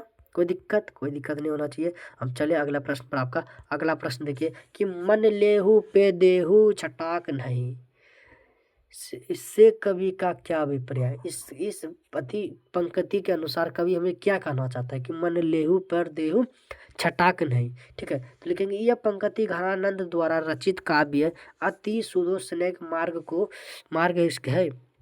मार्ग से लिया गया है। इस पंक्ति के माध्यम से कवि हमें ऐसा झूठा प्रेम को करने वाले लोगों के बारे में बताते हैं जो लेते तो मन भर है परंतु देते छटाक भर भी नहीं, यानी कि थोड़ा सा भी नहीं देते हैं। ठीक है, उसी ही लोगों के बारे में इस पंक्ति में कहा गया है। ठीक है, हो पाएगा? कोई दिक्कत नहीं होना चाहिए। ठीक है, तो चले हम अगला प्रश्न पर चलते हैं। अगला प्रश्न आपका क्या है? अगला प्रश्न आप लोग देखिए। तो अगला प्रश्न है कि कवि को भारत में भारतीयता क्यों नहीं दिखाई पड़ती? बहुत बहुत बहुत ज़्यादा इंपॉर्टेंट है ये आपका। कम 95% कहते हैं ये प्रश्न आपको कल देखने के लिए मिलेगा। ये प्रश्न आप कल एग्जाम में, जैसे कल एग्जाम में बैठिएगा प्रश्न आपको मिलेगा तो ये प्रश्न आपको देखने के लिए मिलेगा ही मिलेगा। इतना विश्वास है, हमें 95% भरोसा है कि ये प्रश्न आपको देखने के लिए मिल जाए। ठीक है, चलिए तो प्रश्न है कवि को भारत में भारतीयता क्यों नहीं दिखाई पड़ती है? ठीक है, तो लिखेंगे कवि प्रेमघन जी को भारत में भारतीयता नहीं दिखाई पड़ती है। क्यों नहीं दिखाई पड़ती है? क्योंकि भारत के लोगों का स्वभाव लाचार और उनका रहन सहन विदेशी हो गया है। अगर अभी भारत में देखते हैं तो भारत के लोग क्या विदेशी रहन विदेशी खान पान को अधिक कर रहे हैं। ठीक है, वह अधिकतर विदेशी वस्तुओं का उपयोग कर रहे हैं। क्या कर रहे हैं? अधिक विदेशियों वस्तुओं का उपयोग कर रहे हैं। इसलिए जो भारत है, अब कवि के अनुसार कवि भारत में अब भारतीयता को नहीं दिखाई पड़ती। कवि को भारत में क्या होता है? भारतीयता दिखाई नहीं पड़ती है। ठीक है, हो जाएगा, कोई दिक्कत? चलिए अगला प्रश्न पर चलते हैं। हम लोग अगला प्रश्न पर चलते हैं। तो अगला प्रश्न आपका है नेताओं के बारे में कवि की क्या राय है? कवि नेताओं के बारे में क्या कहते हैं? तो लिखेंगे कवि प्रेमघन नेताओं पर व्यंग करते हुए कहते हैं कि जिन नेताओं से उनकी ढीली ढाली धोती ना संभलती वो देश का प्रबंध कैसे करेगा, वो देश क्या खाक संभालेगा। अभी देखेंगे गद्दी में ऐसे ऐसे लोग बैठ चुके हैं सरकार में जाकर जिससे उसकी खुद ढीली ढाली धोती नहीं संभलती है और वो देश संभालने चल गए। ठीक है, तो वही कवि प्रेमघन जी यहाँ बताते हमें कि जिस नेताओं से उसकी ढीली ढाली धोती नहीं संभलती वो देश क्या खाक संभालेगा। ठीक है, हो गया, कोई दिक्कत? चलिए 59 नंबर आपका प्रश्न क्या है कि कवि ने चपली किसे कहा है और क्यों? ठीक है, कवि चपली किसे कहा है और क्यों कहा है? तो कवि प्रेमघन वैसे लोगों को चपली कहा है जो लोगों की झूठी प्रशंसा करके चापलूसी करते हैं। उसे क्या कहा है? उसे चपली कहा है, यानी कि अब वो लोगों के मुंह पर अच्छा बात करते हैं, उसकी झूठी प्रशंसा करते हैं, उस लोगों को चपली कहते हैं। ठीक है, समझ गए? चले अगला प्रश्न 60 नंबर प्रश्न के। तो 60 नंबर आपका प्रश्न क्या है? तो 60 नंबर आपका प्रश्न है कि भारत माता आपने ही घर में प्रवासिनी क्यों बन गई हुई? भारत माता जो है अपने घर में ही प्रवासिनी क्यों बनी हुई है, बताइए। तो देखिए इसका उत्तर लिखेंगे। इसका उत्तर क्या है? तो इसका उत्तर देखिए, इसका उत्तर आपका उसका उत्तर, चलिए आगे। इसका उत्तर क्या है? इसका उत्तर पढ़िए। तो इसका उत्तर आपका है कि कवि की दृष्टि में जनता का बदला दिन ही क्या है? जनता का बदला दिन ही समय का ध्वनि नाद है। अब देश में लोकतंत्र की स्थापना हो रही है जिसमें क्या है? शासन जनता का होगा। ये तो नहीं होगा बाबू, ये तो नहीं होगा, मुझे नहीं लग रही है होगा। अरे बाप रे बाप रे, अरे बाप रे, ये तो हम बोले यहाँ नहीं, यहाँ होगा, यहाँ। सॉरी बहुत बहुत सॉरी, बहुत तो मिस्टेक हो जाता है। ठीक है, चलिए यहाँ पढ़िए। तो लिखेंगे भारत माता अपने ही घर में प्रवासिनी बनी हुई है क्योंकि इसके सामने भारतीय लोगों पर अंग्रेज अत्याचार कर रहे हैं और यह चुपचाप देख रही है, जैसे कोई प्रवासी या मेहमान किसी दूसरे घर पर चुपचाप देखते हैं। ठीक है, समझ हो गया? लिख दीजिएगा, कोई दिक्कत नहीं होना चाहिए। चलिए अगला प्रश्न पर हम लोग चलते हैं। 61 नंबर प्रश्न है कविता में कवि भारतवासियों का कैसा चित्र खींचता है? कविता में जो सुमित्रानंद पंत जी है उसमें भारतवासियों का कैसा चित्र खींचता है? तो लिखिए, पढ़िए। उत्तर क्या? उत्तर है कि कवि सुमित्रानंद पंत के अनुसार भारत के 30 करोड़ लोग 30 करोड़ लोग फटे फटे पुराने वस्त्र पहने हैं, आधा पेट भोजन करते हैं। वह शोषित बिना वस्त्र के मूर्ख और सभ्य असभ्य असभ्य क्या है? शिक्षित है। ठीक है, वो बिना वस्त्र के है, मूर्ख है और असभ्य शिक्षित है, यानी कि शिक्षित है। ठीक है, वह अंग्रेजों के सामने नतमस्तक है और वृक्षों के नीचे निवास करने के लिए क्या है? मजबूर है। सोच लीजिए, भारत की ये दुर्दशा थी। सोचिए कि भारत के 1-2 हजार नहीं, 30-30 करोड़ आदमी, 30 करोड़ सोच लीजिए, 30 करोड़ आदमी इतना दुख झेल रहे थे। ठीक है, बताइए हो जाएगा? लिख पाइएगा? अगर ये प्रश्न पूछ लीजिए कल तो लिख दीजिएगा, एकदम एक भी प्रश्न नहीं छोड़ना मेरे बाबू। ठीक है, चलिए 62 नंबर आपका प्रश्न देखिए। 62 नंबर आपका प्रश्न है, भारत माता का हास्य भी राहुग्रस्तित क्यों दिखाई पड़ता है? ठीक है, लिखिए, भारत माता का हास्य भी ग्रस्तित दिखाई पड़ता है क्योंकि भारत माता उगे स्वर्ग जैसे फसल को अंग्रेज के पैरों उगे स्वर्ण जैसे फसल को अंग्रेज के पैरों तले कुचला जा रहा था।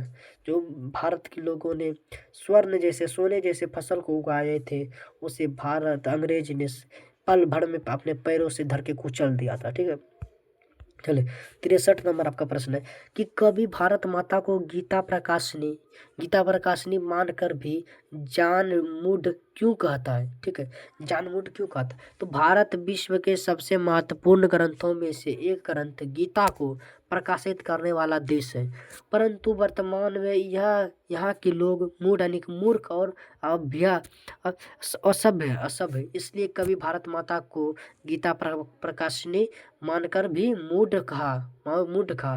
ठीक है, बताइए हो जाएगा? कोई दिक्कत नहीं होना चाहिए। ठीक है, 64 नंबर आपका प्रश्न है कि कवि की दृष्टि में क्या है? कवि की दृष्टि में आज भारत का तप संयम क्यों सफल है? बताइए कि कवि की दृष्टि में भारत का आज तप संयम क्यों सफल है? आखिर सफल क्यों है? लिखेंगे कवि की दृष्टि में आज भारत माता का तप संयम सफल होता है। क्यों होता है? होता दिख रहा है। क्या होता हुआ दिख रहा है?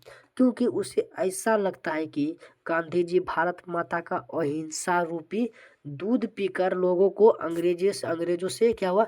बचाने आए हैं।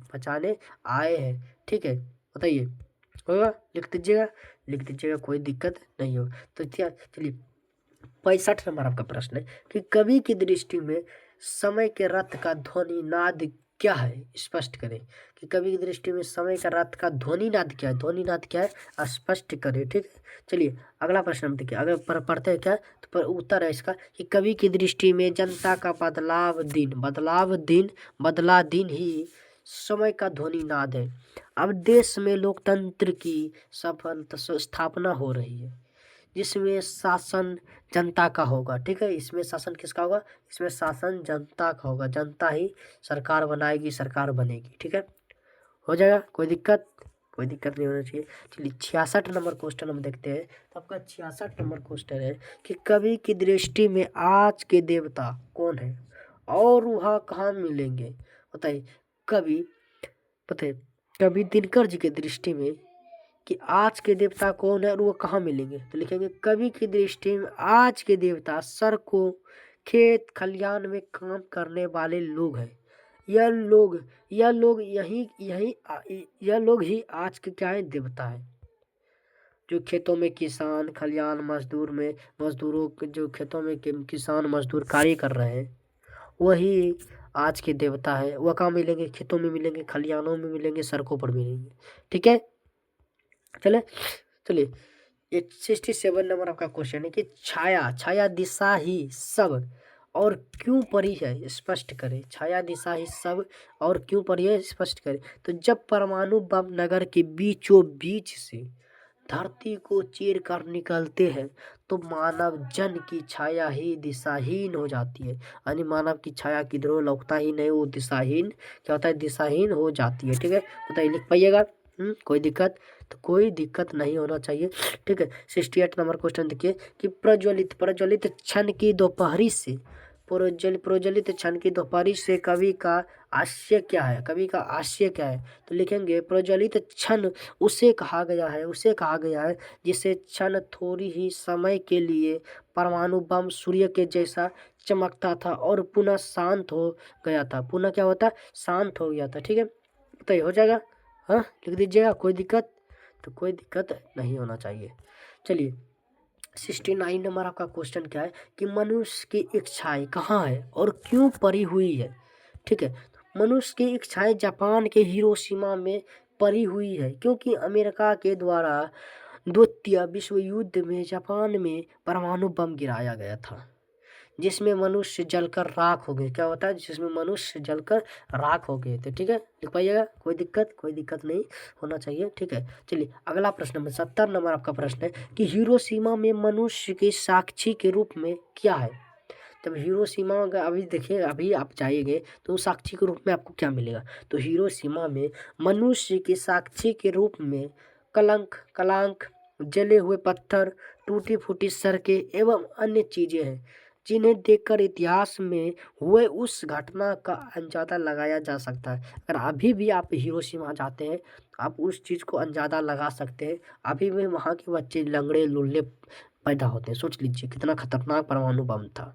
ठीक है, चलिए 71 नंबर आपका क्वेश्चन देखिए। 71 नंबर क्वेश्चन क्या है कि कवि को बूढ़ा वृक्ष चौकीदार क्यों लगता है? बताइए, बहुत ज़्यादा इंपॉर्टेंट प्रश्न है कि कवि को बूढ़ा वृक्ष आखिर चौकीदार क्यों लगता है? तो कवि को उसके दरवाजे पर खड़ा वृक्ष चौकीदार लगता था क्योंकि एक चौकीदार की तरह क्या करता था? एक चौकीदार की तरह वो क्या करते कार्य करते थे।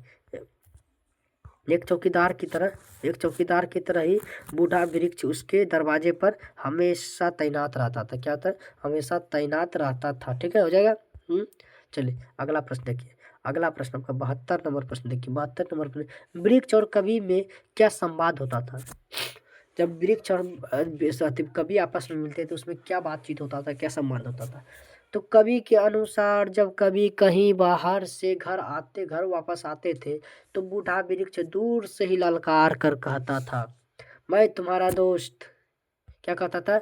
मैं तुम्हारा दोस्त हूँ, मैं तुम्हारा दोस्त हूँ। ठीक है, समझ लिख पाइएगा। कोई दिक्कत नहीं होना चाहिए। ठीक है, चलिए अगला प्रश्न आप लोग को देखा। अगला प्रश्न आपके लिए, अगला प्रश्न आपका। चलिए अगला प्रश्न क्या है? अगला प्रश्न है कि 73 घर शहर और देश के बाद कभी किन किन चीज़ों को बचाने का बात करते हैं और क्यों करते हैं? बताइए, घर और शहर और देश के बाद भी कभी किन किन चीज़ों को बचाने के लिए कहते हैं? किन किन चीज़ों को बचाने के लिए कहते हैं बताइए।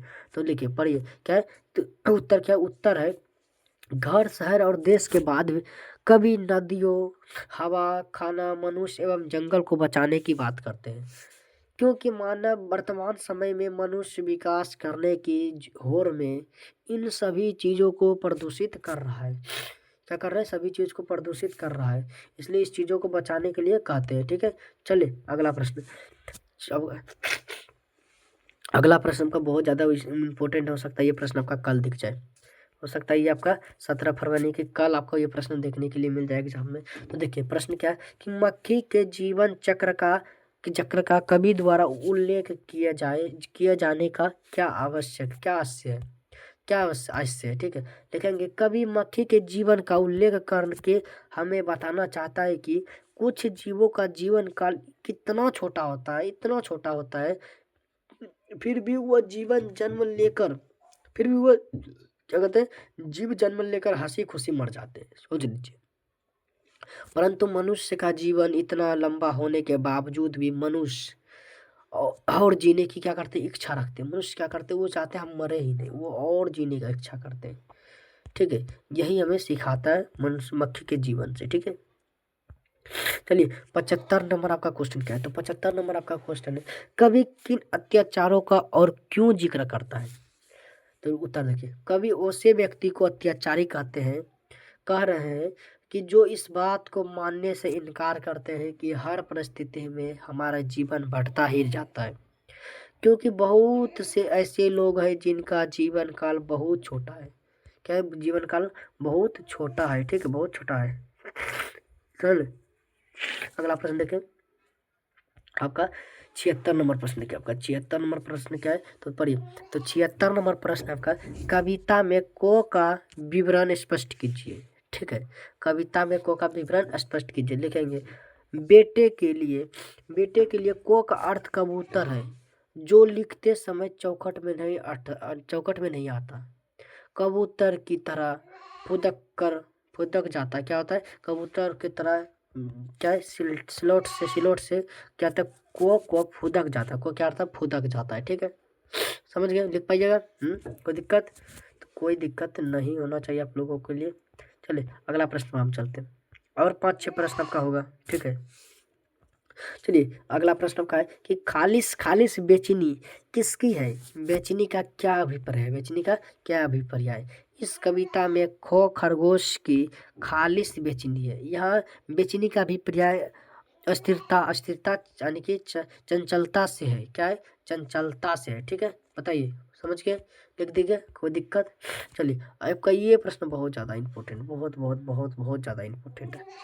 ये आपका प्रश्न आने का कल बहुत ज़्यादा चांस है, कल आने का इसका क्या है? बहुत ज़्यादा चांस है। प्रश्न क्या है कि बेटे के लिए अंगों का आरोह क्या है और क्यों? और क्यों? ठीक है, पढ़िए। बेटे के लिए अंगों गोद में बच्चे को ली हुई माँ है। यानी कि ये जो अंगो है, अंगो माँ है, और ये जो अंगो या बिंदा है, ये उसके गोद में बैठे हुए बच्चा लग रहा है उसके बेटे को।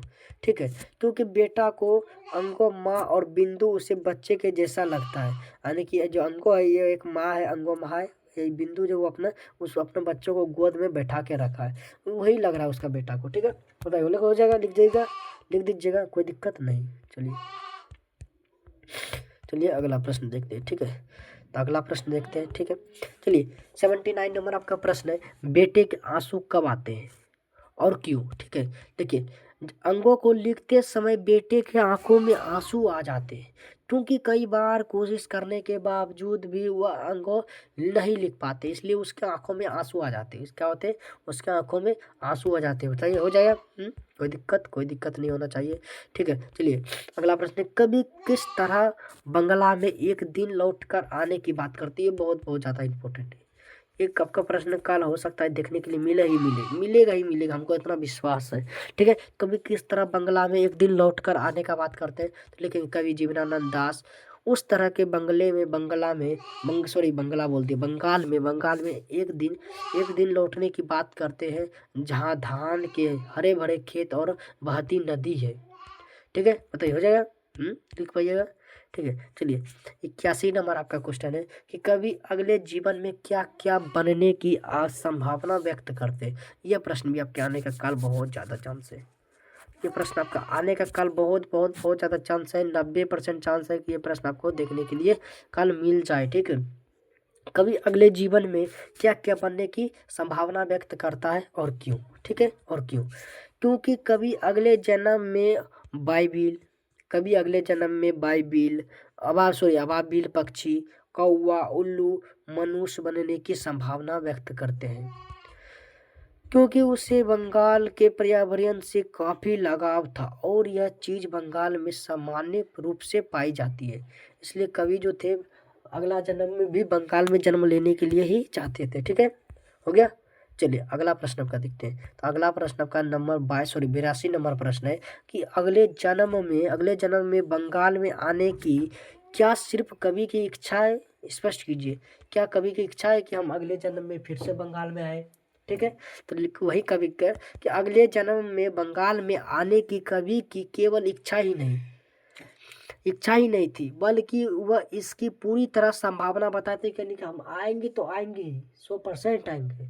ठीक है, इच्छा ही नहीं, वो पूरी तरह संभावना व्यक्त करते, क्योंकि कवि को अपने जन्मभूमि बंगाल से क्या था? काफ़ी लगाव था, काफ़ी प्रेम था अपने जन्मभूमि बंगाल से। इसलिए वो कहते कि हम अगर इस वर्ष में इस जीवन में हम मर गए तो अगला बार हम फिर आएंगे बंगाल में जन्म लेकर। ठीक है, तो सब बताइए, हो जाएगा ना? कोई दिक्कत? बढ़े अगला प्रश्न पर। चलिए आपका अगला प्रश्न है 83 नंबर प्रश्न है, शानदार लवादा किसका गिर जाता है और क्यों? बताइए, शानदार जो लवादा है किसका गिर जाता है और क्यों गिर जाता है? ये प्रश्न का बहुत बहुत इंपॉर्टेंट प्रश्न है। चलिए इसका उत्तर देखते हैं। इसका उत्तर बहुत एकदम मस्त है। तो लिखेंगे क्या? प्रश्न है, उत्तर है कि भगवान एक शानदार लवादा, भगवान का शानदार लवादा गिर जाएगा, क्योंकि जिसके कपलों में नरम सेज पर भगवान की कृपा दृष्टि विश्राम करती है, वह भक्त ही नहीं कि रहेगा तो उसका शानदार लवादा गिर जाएगा। समझ क्या होगा? गिर जाएगा। हो गया? हो जाएगा? कोई दिक्कत? चलिए अगला प्रश्न पर चलते हैं। तो अगला प्रश्न आपका 84 नंबर प्रश्न है, एकदम आराम से पढ़िए बाबू, आपका और 2-3 प्रश्न है, हलवाइए नहीं सर इतना हो गया उतना हो गया, ठीक है, आराम से पढ़िए, ठीक है। तो कभी किसको कैसा सुख देता था? तो कभी प्रभु की दृष्टि को अपने शरीर चेहरे की नरम सेज पर विश्राम करने का क्या करता था? सुख देता। तो कभी जो था रेनर मारिया रिल के वो भगवान की कृपा दृष्टि को अपने शानदार लबादा यानी कि अपने चेहरे की नरम सेज यानी कि नरम सेज पर उसकी कृपा दृष्टि को विश्राम करने का क्या करता था? सुख देता था। चले हो जाएगा। अगला प्रश्न पर चलते हैं। तो अगला प्रश्न हमको लग रहा है लास्ट प्रश्न है ना जी, अभी 2 प्रश्न है। चलिए 86 नंबर आपका लास्ट प्रश्न है। तो ये आपका अगला प्रश्न है कि 85 नंबर, कवि को किस बात की आशंका है? स्पष्ट कीजिए। तो कवि को इस बात की आशंका है कि उसके ना रहने पर प्रभु का क्या होगा। सोचिए कितना बड़ी बात है। एक सच्चा भक्त का यही रहता है कि अगर हम ना रहे तो उसका प्रभु है नहीं, उसका भगवान का क्या होगा। ठीक है, हो जाएगा। चलिए आपका ये लास्ट प्रश्न है। तो लास्ट प्रश्न पढ़िए क्या है कि कविता के आधार पर भक्त और भगवान के बीच का संबंध पर प्रकाश डालिए। आपका बहुत इंपॉर्टेंट प्रश्न है। आपका ये प्रश्न काल देखने के लिए मिल सकता है, और जैसे काल बैठिएगा आप एक परीक्षा में तो आपको ये प्रश्न देखने के लिए मिल सकता है। हो सकता है 5 नंबर में भी प्रश्न पूछ लिया जाए। ठीक है, तो देखिए उसका उत्तर है कि कविता के आधार पर कवि ने भक्त और भगवान के बीच काफी गहरा संबंध बताया है। भगवान को भक्तों के बिना पूर्णतः अधूरा बताया है। अगर भगवान भक्त नहीं रहे तो भगवान क्या है? भगवान एक अधूरा है। भगवान क्या है? अधूरा है। भक्त और भगवान को एक दूसरे के पूरक बताया गया है। ठीक है, बताइए, लिख पाइएगा? हो जाएगा? हो जाएगा? कोई दिक्कत? कोई दिक्कत? हो जाएगा ना? आप बताइए, कल एक भी प्रश्न आपसे छूटेगा? बताइए, आप बताइए, आप आपसे थोड़ा बहुत हम बात करेंगे। बताइए, कल एक भी प्रश्न छूटने वाला है? एक भी प्रश्न आपसे छूटने वाला है? बताइए कि एक भी प्रश्न आपका लघु उत्तरीय में छूट जाए, बताइए, छूटने वाला है? अरे सर नहीं, सर नहीं, सर आप इतना अच्छा से पढ़ा दिए, एक भी टॉपिक आपका नहीं छोड़े, एक भी टॉपिक जो था आपका, एक भी टॉपिक आपका नहीं छोड़े, एक भी चैप्टर नहीं छोड़े, सारे यानी कि हम टोटल 29 चैप्टर का आपको हम क्वेश्चन कराए, 29 चैप्टर का। ठीक है, 5 चैप्टर का आप करा दिए वर्णिका का, 12 चैप्टर का हम गदखंड का, 12 चैप्टर का हम काव्य खंड का, यानी कि टोटल 29 चैप्टर आपको हम पढ़ाए। ठीक है, बताइए, एक भी प्रश्न आपसे आप छूटेगा नहीं? सर कल क्या करना है? कल आपको एग्जाम में GOD करना है, गर्दा उड़ा करना है, गर्दा उड़ा करना है। जैसे आप एग्जाम से बाहर होंगे बोलेंगे सर गर्दा उड़ा दिए सर, एक भी प्रश्न नहीं छूटा। ऑल द बेस्ट, आराम से अभी जाइए पढ़ाई करिए। शाम को मिलते हैं 6 PM, सॉरी 6:30 बजे मिलते हैं। ठीक है, शाम को 6:30 बजे मिलते हैं ऑब्जेक्टिव के क्लास के साथ। ठीक है, आपको सिर्फ आप ऑब्जेक्टिव का क्लास शाम को कराएंगे और सुबह आप लोग को शुभकामनाएं देकर आशीर्वाद देकर भेज देंगे अपने रणभूमि में आपको। ठीक है, आपको भेज देंगे। ठीक है, तो एकदम आइए शाम को, आप शाम को मिलते हैं। अभी जाइए खा पी लीजिए, अगर नहीं खाए पिए हैं आराम से जाइए खाना वाना खाकर, फिर अच्छा से रिवीजन उवीजन कर लीजिए बढ़िया से। ठीक है, शाम को हम मिलते हैं ऑब्जेक्टिव के क्लास में। ठीक है, धन्यवाद। चलिए मिलते हैं आपको शाम को।